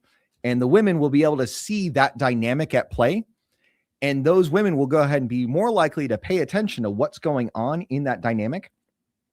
And the fact that other women are paying attention to what's going on in that dynamic will be of benefit to you as the guy that is creating that dynamic. You know, right, wrong, or indifferent, it just is what it is, right? You are better off when other women are also attracted to you because of the pre-selection, concept that we went through before. If other women are also attracted to you, that gives you leverage in your relationship because then your wife or your girlfriend or whoever knows that they are replaceable. And if they know that they're replaceable, they are more likely to act better in the relationship that they're in. Now, regardless of how you handle that kind of thing, it's important that you build yourself up so that you have that optionality in the first place, because you're much more likely to lead better as a result of it. So sex is leverage. I think as a concept, as a whole, I'm going to put it as a B tier concept. Reason why is because though it is useful to use on your side of the equation, if you're a top tier guy that's able to go ahead and lay pipe really well, it is so devastating to other guys that fall for this time and time and time again, where they go ahead and fold themselves up into pretzels trying to please women because women are dangling sex as a reward over your head. They're using it as both a carrot and a stick. So that's why I rate it as a B tier concept, both for married guys and for single guys. All right, let's move on to the next one. Let's talk about masculine and feminine polarity. Okay, so polarity is probably the number one thing you need to have in a relationship for you to have a positively well-grounded relationship. You want the man to act like a man and you want the woman to act like a woman. In those circumstances, that polarity creates attraction and it creates that natural thought process that happens along with it, because guys want to be with feminine women and feminine women want to be with very masculine dudes. This is a thing that works out on both sides of the equation. And the times where things get really tepid in a relationship, a lot of times it's because women will go ahead and use shit tests to go ahead and cause women or cause men to comply more and more with the women. And as a result, they become less and less masculine over time. And so when men become less and less masculine over time, it is easier for women, just like we talked about before, for women to use sex as leverage against men. So as a guy, it is to your best benefit to maintain polarity, to establish polarity, and to work actively towards creating polarity in your relationship, and to resist a lot of these shit tests that are going to be thrown at you to test your congruency. Now, a little bit on shit tests. If your girlfriend or your wife or your significant other has zero question that you are the best that she can ever get, you're going to see less and less of these shit tests. If she has no doubt in her mind whatsoever that you are the best, you are in the best position to have an amazing relationship, because when you are the best, you have the best chance to lead the relationship, to have really fun, like awesome endeavors in the bedroom with each other. You're also much more likely to be able to set the direction of the relationship as a whole. All of these things happen when you are the best that she can get. And don't get me wrong, it can be tough to do that, especially depending on, how attractive your mate is or how valuable she is on the sexual marketplace. This is especially much harder when you are younger as a guy, because you typically aren't going to have that much more going for you. And a woman is in her prime at 18 to 24. Like, that is the time where she is the highest in terms of optionality. So being locked in as the best that she can get is much more difficult when she is younger, unless you are already a top tier kind of guy. So in terms of masculine and feminine polarity, I'm going to say that this is among the top of S tier ideas for you to have in terms of relationships and dating, whether you are married, whether you are single, whether you are in just a regular LTR. Understanding that polarity is the key to a lot of the best things in relationships is probably one of the most important things for you to have in the back of your mind. And maybe you're not like a really masculine guy at a baseline. That's okay. You don't have to get with a super feminine woman. You can still find ways of developing polarity in that relationship dynamic. Also, your ability to demonstrate masculine characteristics can develop over time. This isn't something that you're locked into forever. That's one of the best things about being a human being, is that we have so much ability to adapt and overcome when we look at our surroundings and we look at all the technology that's available to us today. We have more opportunity now than we've ever had in the past in so many ways. It's so funny. I go ahead and think about how, just 250 years ago, for the most part, we were looking at economic marriage as the baseline for society. And so women had dowries that they would bring into a relationship. And the purpose of the dowry would be to establish something called a conjugal fund. And that conjugal fund was intended to be a good starting block for people to build up a relationship from. Because if we look at how society is now, it is really, really hard to get ahead in society. Housing prices are up. Wages are somewhat depressed because we have, a lot of 2-income households as the baseline for society. And in a lot of ways, these things are difficult. And so I think it's interesting how one of the things that I've done for my family is, for each of my daughters, they're going to have a house like right away that goes into the marriage as a part of the conjugal fund. Because I find that if you can go ahead and lock down something like housing early on, that is one huge financial stress that you take off of a relationship.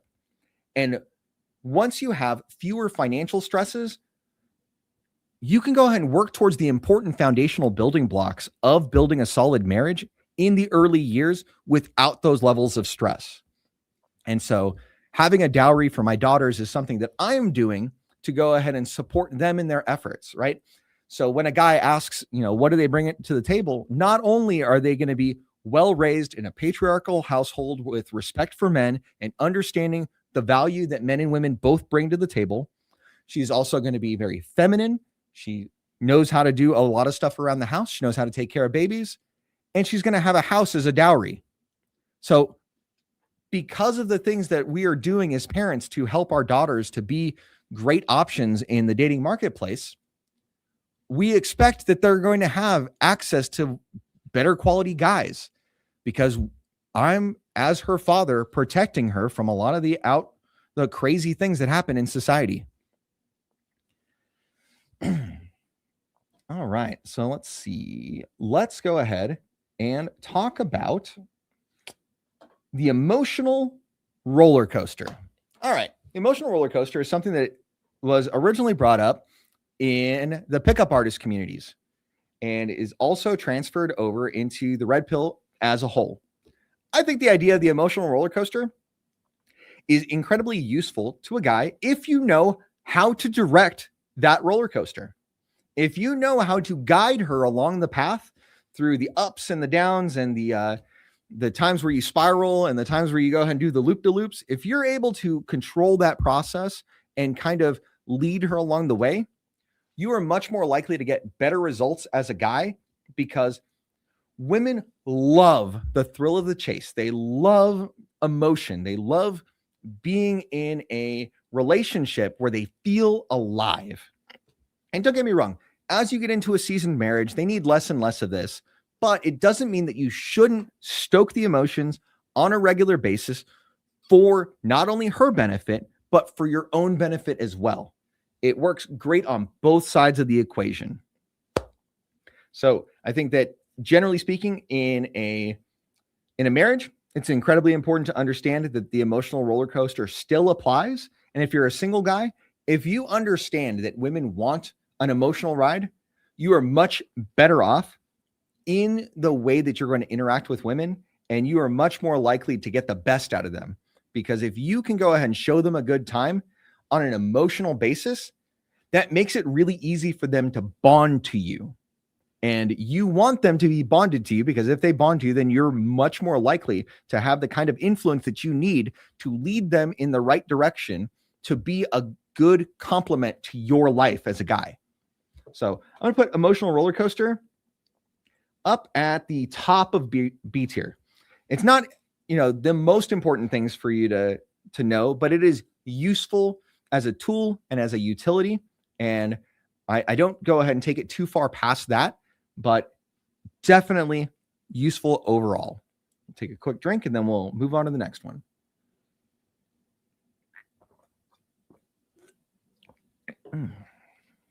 All right. Next, we've got Dread Game. All right. Dread Game gets a bad rap in some cases and a good rap in other cases. So guys that are not well calibrated socially will go ahead and take the idea of Dread Game and take it as you are intentionally manipulating women so that they become emotionally dependent on you. I think that is a bad way to look at Dread Game overall. The way that I prefer to look at Dread Game is the idea of passive optionality. If you're the kind of guy that has a lot of options in and out of a relationship, and the other women in the society take a look at you in your woman's presence and they go ahead and express interest in you, that will passively provide you benefit. Now, where a lot of guys get this wrong is when they actually talk about it. When they actually talk about inspiring dread in a relationship, or they actually talk to their woman about being able to replace them explicitly. This is something that is much better used as a technique or as a natural state of being if you're going to do this passively. This is by far the best way to use Dread Game. Now, because there's so much confusion in how this is implemented, generally speaking, in terms of how this is talked about in red pill spaces, I'm going to leave this in C tier. I think that when you do it right, this lines up right about with masculine burden of performance and become the prize. They are natural Dread Game becomes the natural outpouring and the natural result of those two things up front. But because of how people often take it as manipulation, or how people go ahead and talk about it explicitly in their relationship, they misapply it. I think we're going to leave it in C tier. All right, let's move on to hypergamy. All right.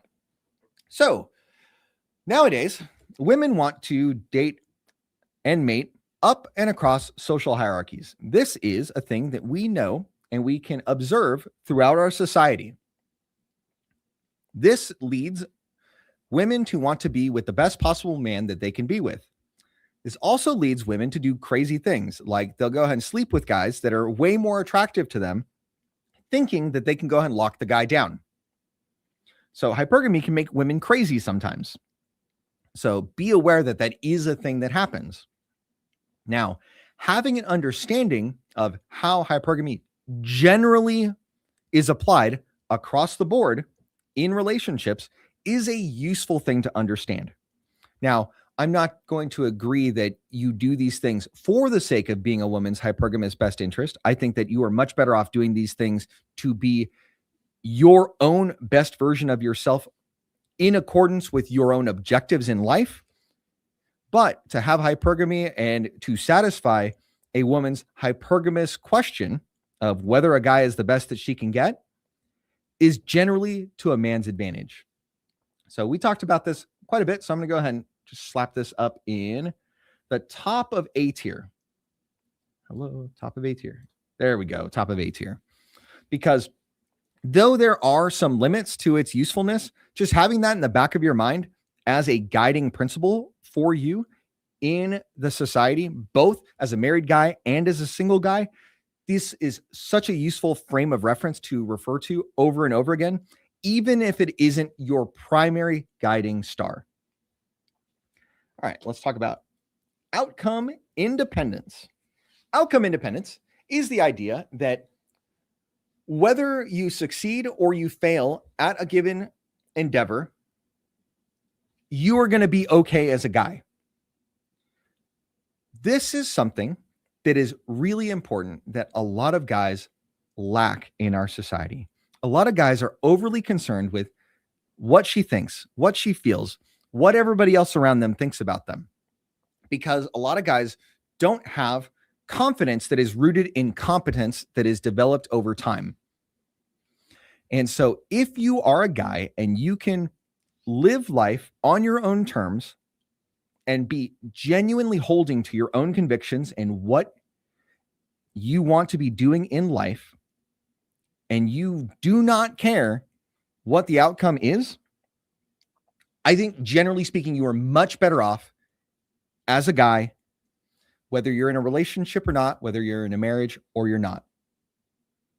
I think it has limited applicability in marriage because hopefully you as a guy have done your part to vet the woman properly and to understand the ins and outs of the state contract and to have a prenup if you're a guy that's on the up and up. So because of that, I'm going to put this in the middle of A tier.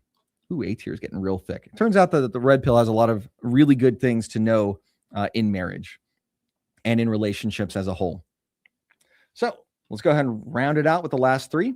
We've got frame control. We're going to start using B tier as the landing place for these things now, since A tier got a little bit bigger. All right, so frame control. The idea here is a man, when you are leading in a relationship, one of the best things that you can do for a woman is to build out the boundaries of the relationship. So kind of like a football field, there is a prescribed field of play. There are lines that go ahead and tell you what the yard markings are. There are lines that tell you what's in bounds and what's out of bounds. In a lot of ways, a guy, when he is leading in his relationship, one of the best things that he can do is to prescribe a field of play and to prescribe the rules of behavior that he will and will not accept in his relationship. Those things provide what's called frame. All of those rules and boundaries and guidelines, those are things that bring a woman comfort because she knows that she is safe so long as she is operating within the framework that you provided to her. Now, some key things that you have to know as a guy is if she is operating in good faith within the frame that you provided to her, it is on you to go ahead and treat her well and to encourage her to go ahead and continue to be operating within your frame. And if something happens that is an exceptional circumstance, even though she was operating in good faith in your frame and something goes wrong, you can't go ahead and come down on her too hard about it. And if there's an exceptional circumstance, you got to go ahead and deal with that as an exceptional circumstance and still provide her the comfort and the freedom to operate within your frame. You're going to have a much better relationship overall as a result. Now, how do you establish a frame?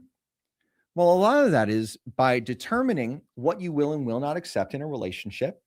And unless you have a lot of negotiating power up front before the relationship started, it's really hard to renegotiate these things after you're in a marriage, after you're in a long-term relationship. So you want to be in a position where you're the best that you can be, or pretty close, or have a clear upward trajectory so that you have more room to negotiate the relationship standards, boundaries, and guidelines up front on the early part of the relationship so that you can establish this framework for her to operate in.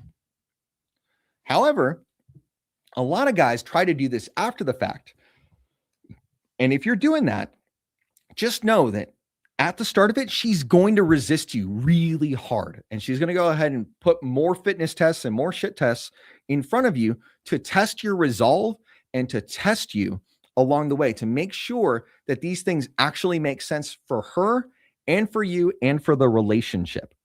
So, bottom line, you are much better off setting the boundaries and the framework of the relationship early on, especially when you're a guy that has a lot of negotiating power in the relationship. So, I think frame control is above most of these things up in S tier.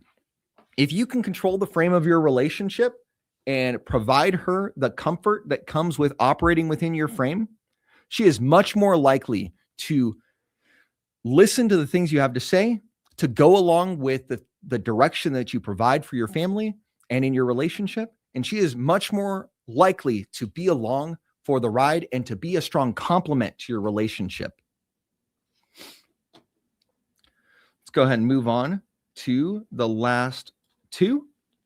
Self-improvement leverage. I think we hit on this quite a lot. Now, something that I'm going to differentiate here is the idea that a lot of guys will make all of these improvements in their life for the sake of dating women and for the sake of being valuable in a relationship. And I think that's a limitation of a lot of the messaging that happens in red pill spaces. But I'm going to temper that because I know that in a lot of ways, men come to these spaces as a result of something else. Normally, guys don't just come here as a baseline.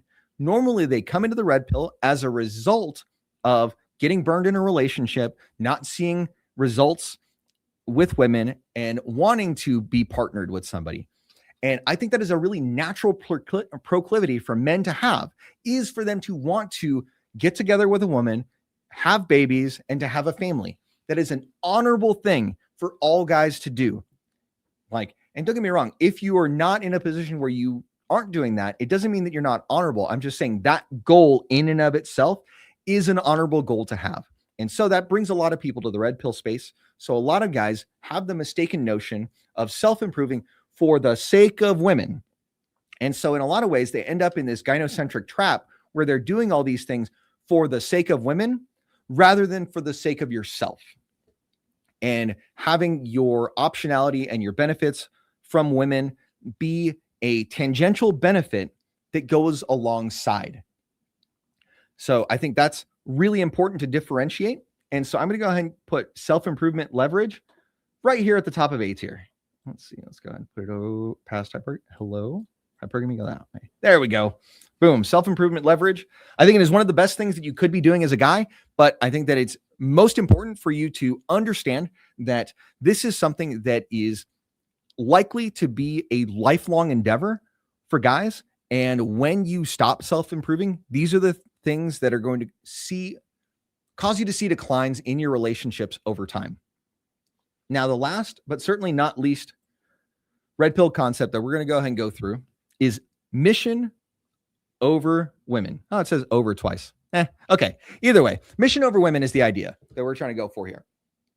I think, as a rule, it is incredibly important that men have a transcendent cause or something bigger than themselves that they serve in life.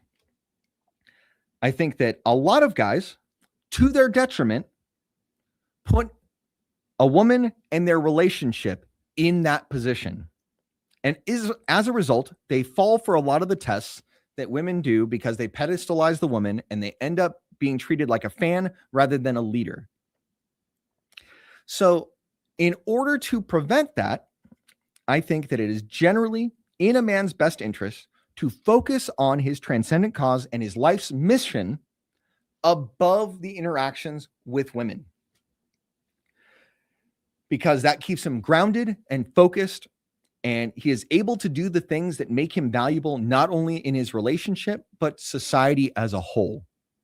If you are focusing on your mission and how you intend to put a dent in the universe, you are much more likely to get better results across your life in all dimensions.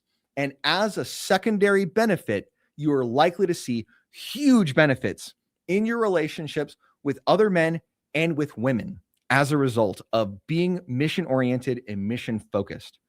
And don't get me wrong, there's going to be some times where you're going to have to put your mission aside because there's an emergency at hand. Like, hey, if your wife is having a kid, it's probably a good idea to go ahead and take the time, if possible, to go and support her in that endeavor, right? If she's going and having surgery, you want to go ahead and be there for her whenever possible, or at least make sure that she has some coverage there, right? But that is the exception and not the rule. The rule is that stay focused on your mission, because that's going to go ahead and help you everywhere else. And if you can go ahead and take this as your central guiding star above everything else, a lot of these other things that we're going through in this tier list, a lot of this stuff will go ahead and be solved as a direct result of staying focused on your mission and being the best you can be in and around that mission. So, to the surprise of absolutely no one, I'm going to go ahead and put this at the very top of S tier. Mission over women. All right, let's go ahead and see if we've got any questions in the chat. All right, if you are in the chat and you are still watching this stream, first of all, thank you. Thank you for going ahead and being here to enjoy this journey. I would encourage you to hit the like button. And if you see this as valuable to other men, go ahead and share it, subscribe to the channel, and I would love to go ahead and do more with you. Next week, I'm planning on doing a blue pill concept tier list. So you might want to go ahead and tune in for that next week. Same time, it's going to be noon Central Standard Time. Or I guess it's daylight time. Noon Central Time next week. Blue pill concepts. All right. So I'm going to go ahead and give a little bit of time for questions in the chat. Take a couple of drinks.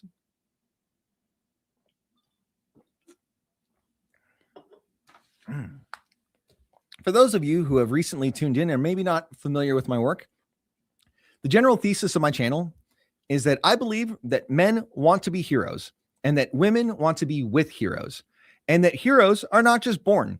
They are forged through the challenges and tribulations that they live in life. And in the pursuit of their transcendent cause, they end up ascending to become the kind of men that other men respect and other women want to be with. I've got a lot of content focused on marriage and family and relationship and leadership. I come at this from a Christian worldview.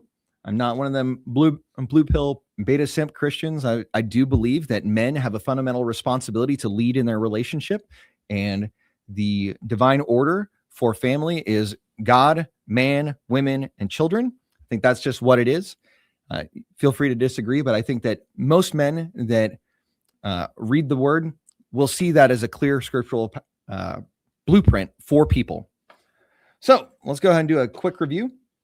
Our S tier concepts for the red pill were mission over women, male burden of performance for your own benefit, not just for the benefit of women, frame control by going ahead and establishing and maintaining frame. These are the best things that you could be doing in a relationship to be able to lead your woman so that she can be a complement to your life.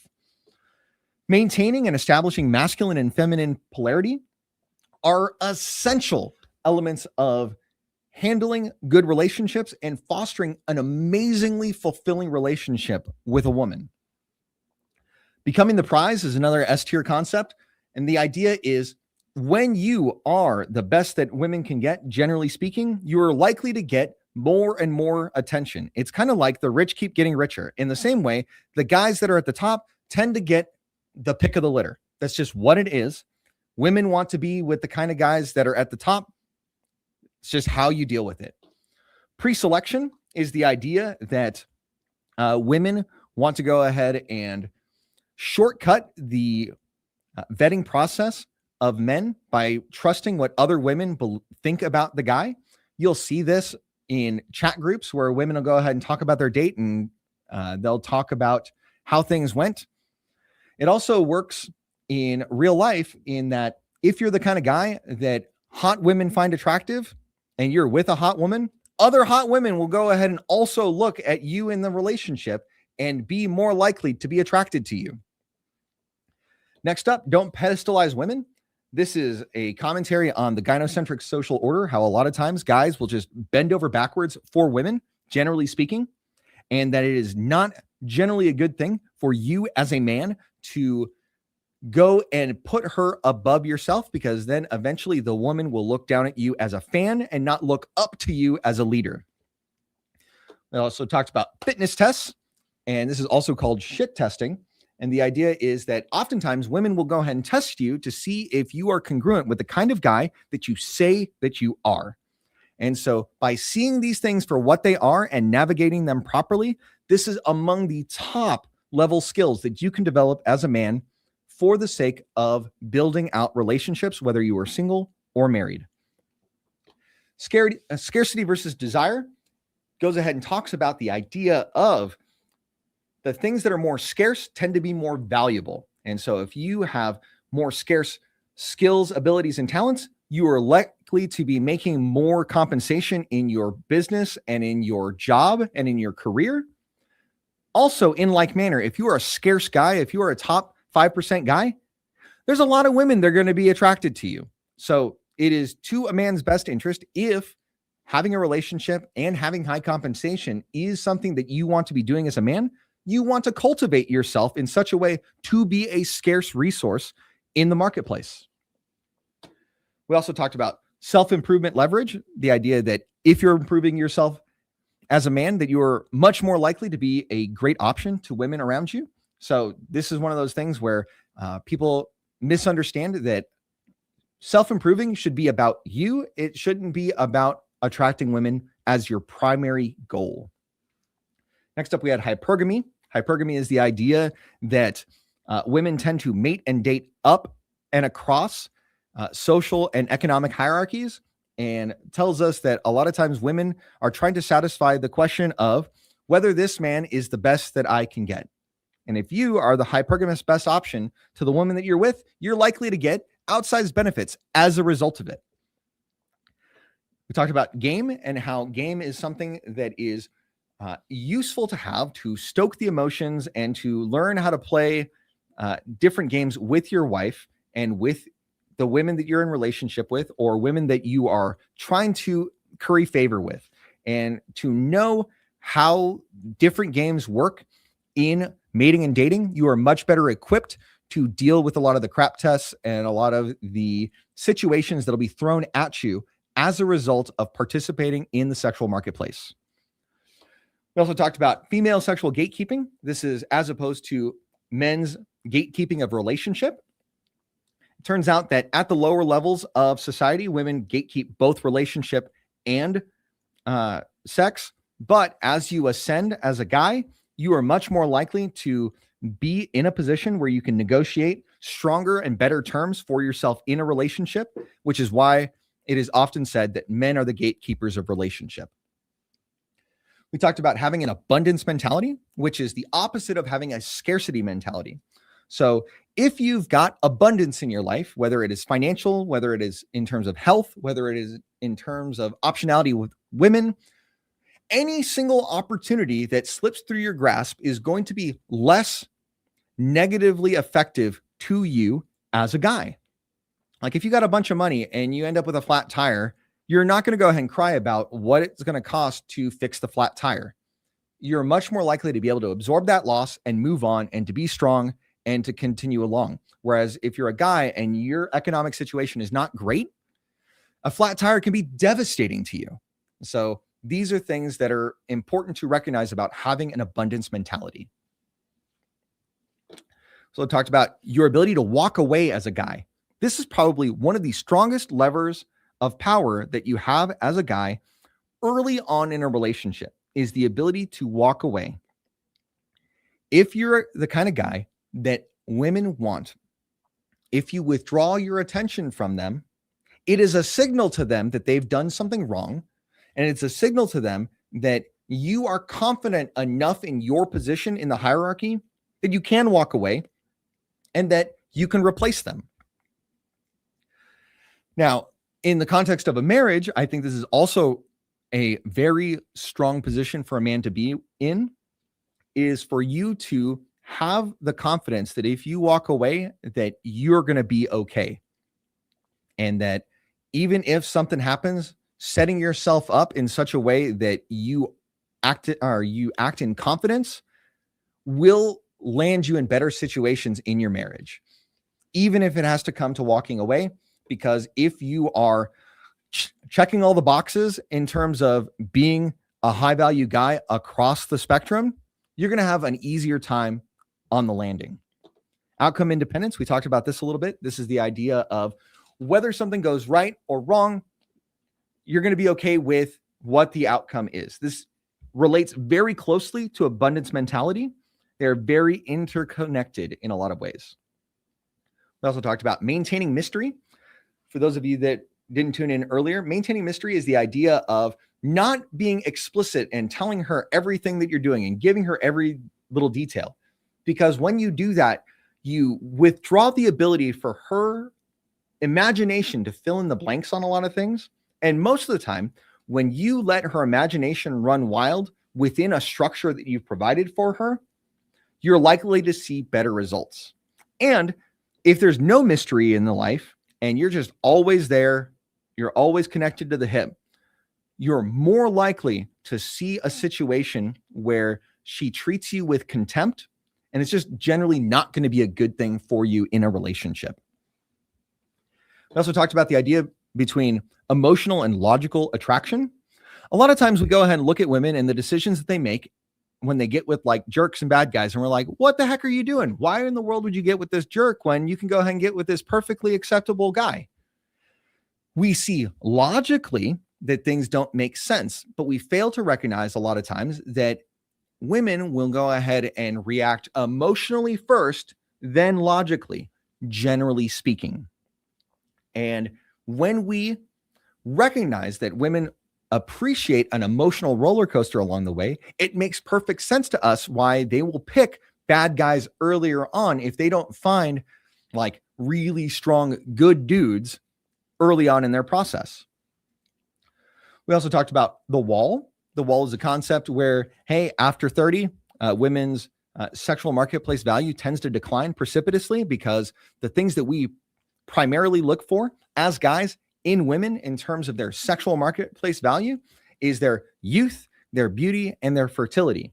And after 30, it's just harder for them to have as many babies. Like, for example, if I were back on the dating market, I wouldn't be dating anybody over 30. I'm 41, and I would not be dating anybody over 30, generally speaking. Now, if I were 50 and I'm not looking to have more kids, then that would be something different. Because if I were back on the dating market, I would want to find a woman and have more children with her. And I'd want to have like 2 to 5 children with the other woman, or honestly, as many children as I can have. So I'd be looking for someone like in their mid-20s, maybe, or maybe a little bit younger, depending on what the circumstances are. Just because when I see marriage, I see children as a general part of it. And so I'm not going to be looking for somebody that's after the wall. And this is something that really gets women really upset is guys that are high value are not typically looking for women that are past 30. And it's just a reality of the situation, which is why they are much better off cashing in their chips in the marketplace before they hit 30. We also talked about push-pull as a kind of game that you can play where you kind of tease them and kind of mess with them a little bit to get them stirred up, and then you pull them in so that you give them a mini version of an emotional roller coaster. It really goes ahead and stirs the juices and is a really good thing to do in a relationship. It's interesting. This is the natural walk by the wife and tap her on the behind kind of thing. That's usually the push. And then pulling them in is when they turn around and look aghast at you. You just pull them in for a tight hug. And usually they enjoy that if you have a good, healthy relationship. We also talked about sexual marketplace value. That is, hey, what do men and women value in the marketplace in terms of mating and dating? For men, it's typically your attractiveness, your ability to lead, your presence, your ability to provide and protect. And for women, it is typically beauty, age, and youth, and fertility are the things that men are typically looking for in the sexual marketplace. We talked a little bit about Brafault's law, and how, though it is something that is often spread in red pill spaces as a deviation from the original law that Brafault put out, because he said that specifically that it applies to animals and not so much to humans. But I think that there is some utility to understand that there's a fundamental exchange that happens in a relationship, that women end up in a relationship to the extent that they benefit from it, because women tend to want to benefit from the circumstances that are around them. And though it is not a direct correlation to Brafault's law as he put out about the animal kingdom, I think it is still useful as a mental framework to think about relationships and to see what both sides of the equation are giving in that exchange. We talked about the emotional roller coaster and how that is very useful to be mindful of, that you want to provide an emotionally captivating experience to women, because women are driven emotionally first, then logically later. This is something that you have to do less of in a marriage and in a long-term relationship, but you should still do these kinds of things, kind of like I was talking about push-pull earlier on, where it is a useful tool to have in the back of your mind and something that you want to go ahead and rustle their jimmies, at an appropriate time so that you can build out a stronger relationship over time. We also talked about the alpha and beta dichotomy. And even though alphas, like as a scientific designation, are not really a strong correlation, we recognize that in our society, there are guys that are more leaders and guys that are more followers, and guys that are more likely to spread seed and guys that are more likely to be just providers. And that dichotomy does exist, even though we can look at it from a scientific perspective and say, oh, well, maybe there's no alpha wolf thing. Okay, sure, but they still serve as container words for ideas that we see in the society. And if we go ahead and look at that dichotomy as a whole, it is useful for us to place men into categories when we go ahead and look at how they contribute to society and to a relationship. There's also agree and amplify. This is just a way of dealing with criticism in a lot of ways, or disagreement, or insults. A lot of times somebody will go ahead and say something silly to you and they'll go ahead and insult you, and they'll be like, hey, I bet you haven't slept with any women lately. And then you go, no, I've only slept with 1,000 in the last week. Something that's just obviously insane, and something that can go ahead and bring some nonsense into the interaction to bring things into more of a level ground. So we've got both men love idealistically and women love opportunistically in the B tier. Both of these for opposite reasons. So men tend to idealize women that they're infatuated with early on in a relationship, and they tend to put women on a pedestal, which don't pedestalize women, by the way. And women, on the other side, tend to love opportunistically because they have so many options. Average women tend to have way more options than average men because of how things work on dating apps.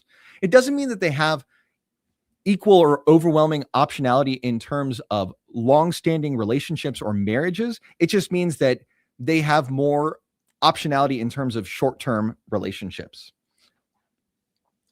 We also talked about the validation economy.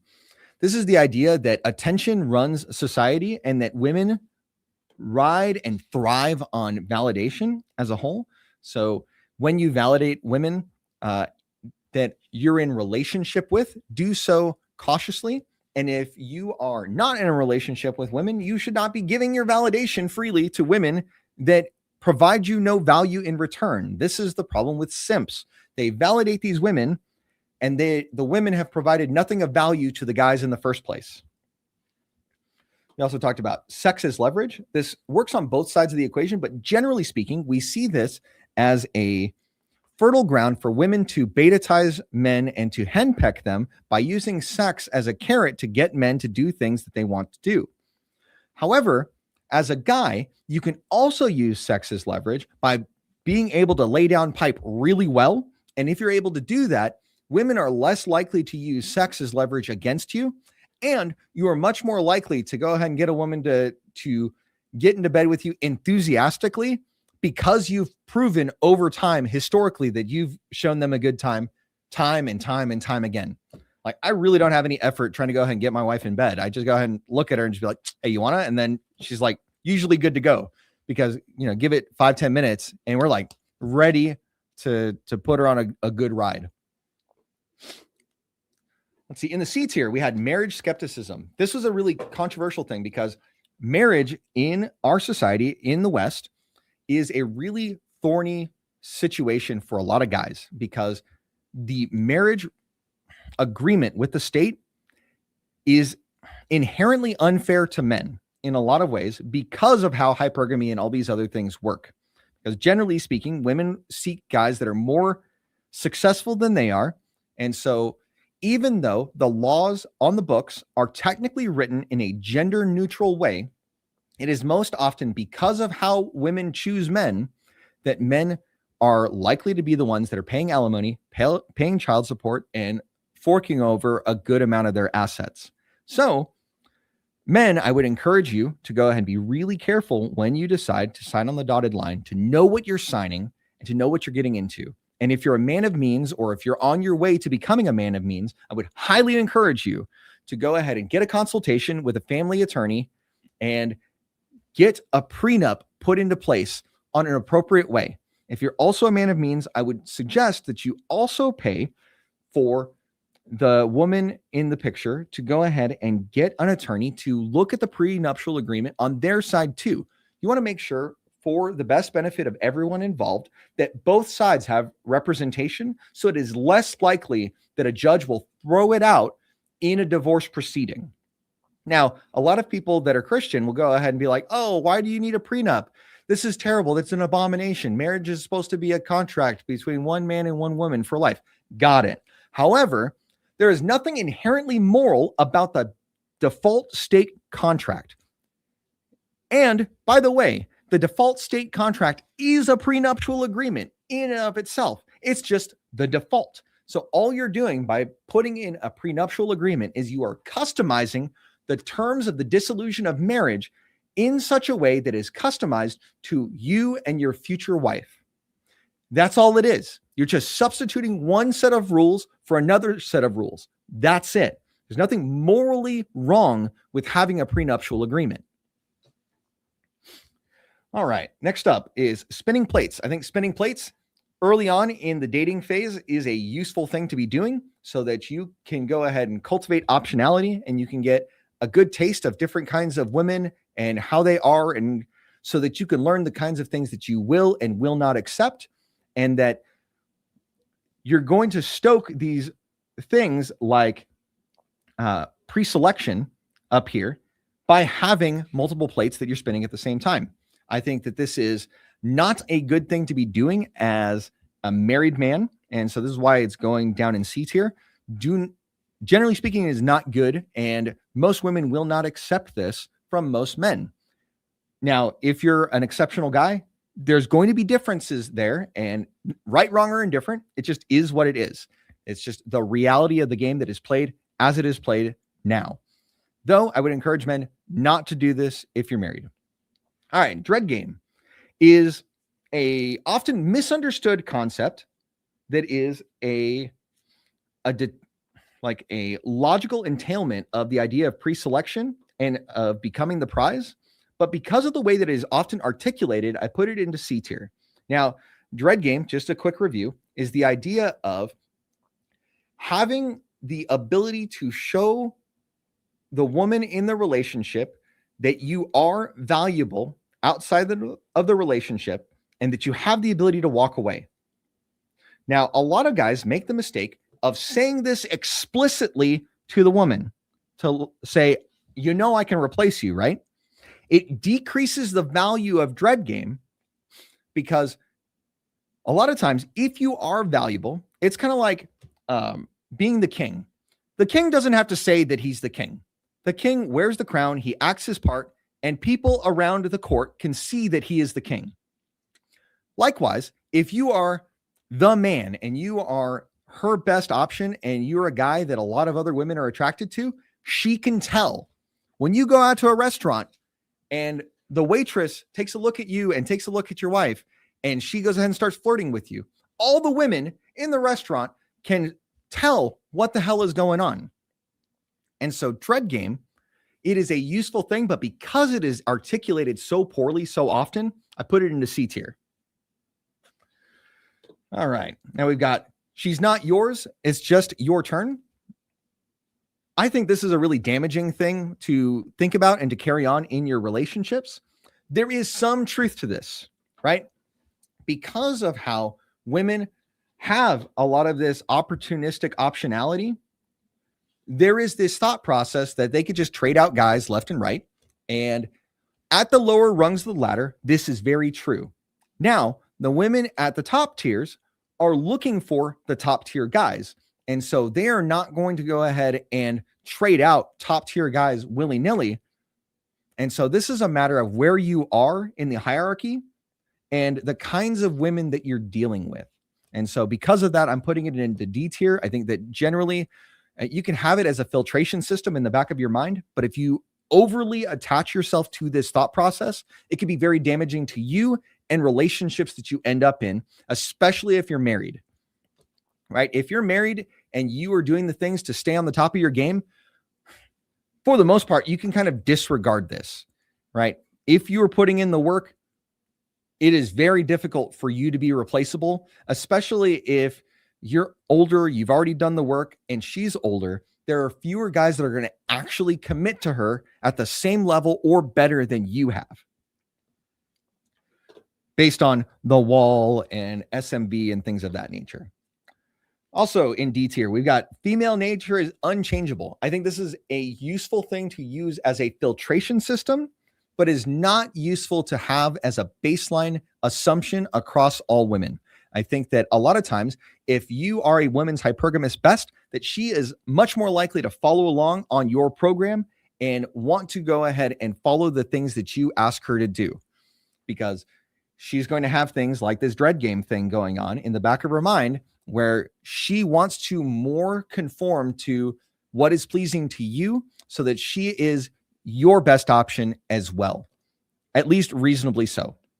Now, to round things out, in the F tier, we had negging. I think that negging, if you are very early on in the pickup process, it could be useful to stoke emotions and things of that nature. However, I think that oftentimes guys do negging as a means of denigrating women. And I think that this is an unhealthy behavior and is not good across the board as a general prescription for guys to use. And I would prefer that guys not do this, especially in the context of a marriage. It is not good for you to go ahead and talk down about your wife, because when you do that, you are subtly talking down about yourself in the process, because you are her husband. You chose her. This is very similar to when women complain about their husbands. They don't want to address the fact that they're the ones that picked him. So in like manner, I think it's disgusting for negging to be a general practice. I would encourage you men not to do this. It's just not a healthy thing to be doing. Dual mating strategy. I think that this does exist a lot in our public discourse. You often see women go ahead and live a wild life in their 20s, and they try to go ahead and find a faithful beta in their 30s. This is a thing that we see in society. The reason why I put it in F tier is I think that so long as men hold standards and don't wife up these hoes, we're going to be better off as a society as a whole. And if we don't give women this soft landing spot after they've already had all their fun in their 20s, fewer and fewer women are going to take that path, because they're going to see the results of the other women who failed to stick the landing. And if we, as men, don't give them the landing to stick in the first place, we're going to be the kinds of guys that are going to change society for the better. So dual mating strategy, yes, it's a reality that we see, but I see it as something that we are unintentionally rewarding bad behavior. And if we just stop rewarding bad behavior, we're going to be much better off. Last minute resistance is this idea that when you're a guy and you're taking a woman to her apartment or to your apartment and you're getting ready to have sex for the first time, that women will go ahead and often feign this last ditch effort at resistance to go ahead and see if you're going to back down or to see how you're going to navigate that situation. most of the time they're doing that so you don't think that she's promiscuous. And whether you think she is or whether you think she isn't, it's better off for you to not stumble on that test and for you to go ahead and treat it appropriately, depending on how you navigate that situation, whether you lean in too much or whether you lean in not enough, will go ahead and determine how the rest of that night is going to go. But if you go ahead and gently push past it and reassure her that you're not going to be judging her like overtly, then you're likely to go ahead and pass that test. Also in the F tier, we've got all women are like that. I think that women are individuals and that though many of them share very similar outlooks as a outcome of social programming because of that flat hierarchy that women tend to have, as opposed to men having pyramid shaped hierarchies where there's a lot at the bottom and fewer at the top. Women, generally speaking, try to go ahead and maintain the semblance of a level hierarchy. So because of that, women are very hesitant to go ahead and step out of line with consensus. And as a result, they look like they are all the same. Oftentimes they are behaving the same because they don't want to get knocked out of the hierarchy and to get ostracized and kicked out of the group. So I think that it can be useful as a filtration system for female behavior. However, it is important to understand that every woman is an individual, and not to go ahead and use this in a snowflake manner, but to go ahead and recognize that a lot of times they're just behaving in the way that they're behaving so that they don't get shamed and kicked out of the group by women. I see control of attention is another F tier idea. And when guys try to go ahead and overly control the attention span and what the women do, I think that it leads to a lot of tyranny, and it's just generally speaking not a good situation for men or for women. And so yes, you can go ahead and provide her guidance, but when you try to be too controlling or too overbearing, it often leads to bad results, both for the man and for the woman. So that's why I go ahead and rate it as an F tier red pill concept. And the last one is investment theory. This is the idea that a lot of guys mistakenly have, that they believe that a lot of their past investments will be considered as something valuable to women in the here and now and in the future. And generally speaking, women don't really put that much stock in the things that you have done in the past. A lot of times they are more concerned with the present and the future. So a lot of times the question is, well, what have you done for me lately? And that is a harsh truth for a lot of guys to really wrestle with and contend with, because a lot of guys will look at all the things they did in the past for her and be like, oh, doesn't that count for anything? Well, sure, it counts for something. It just doesn't count for much for a lot of women. Because to a lot of women, they're really concerned with what's going on right now in their life. And so unless we recognize that as men, we're going to be led to a lot of negative consequences and a lot of ways of just going down the wrong path. So that wraps up our tier list of red pill concepts. Next week at 12 noon Central Time, we're going to be talking about blue pill concepts. So I'd like for you to go ahead and rejoin me for that.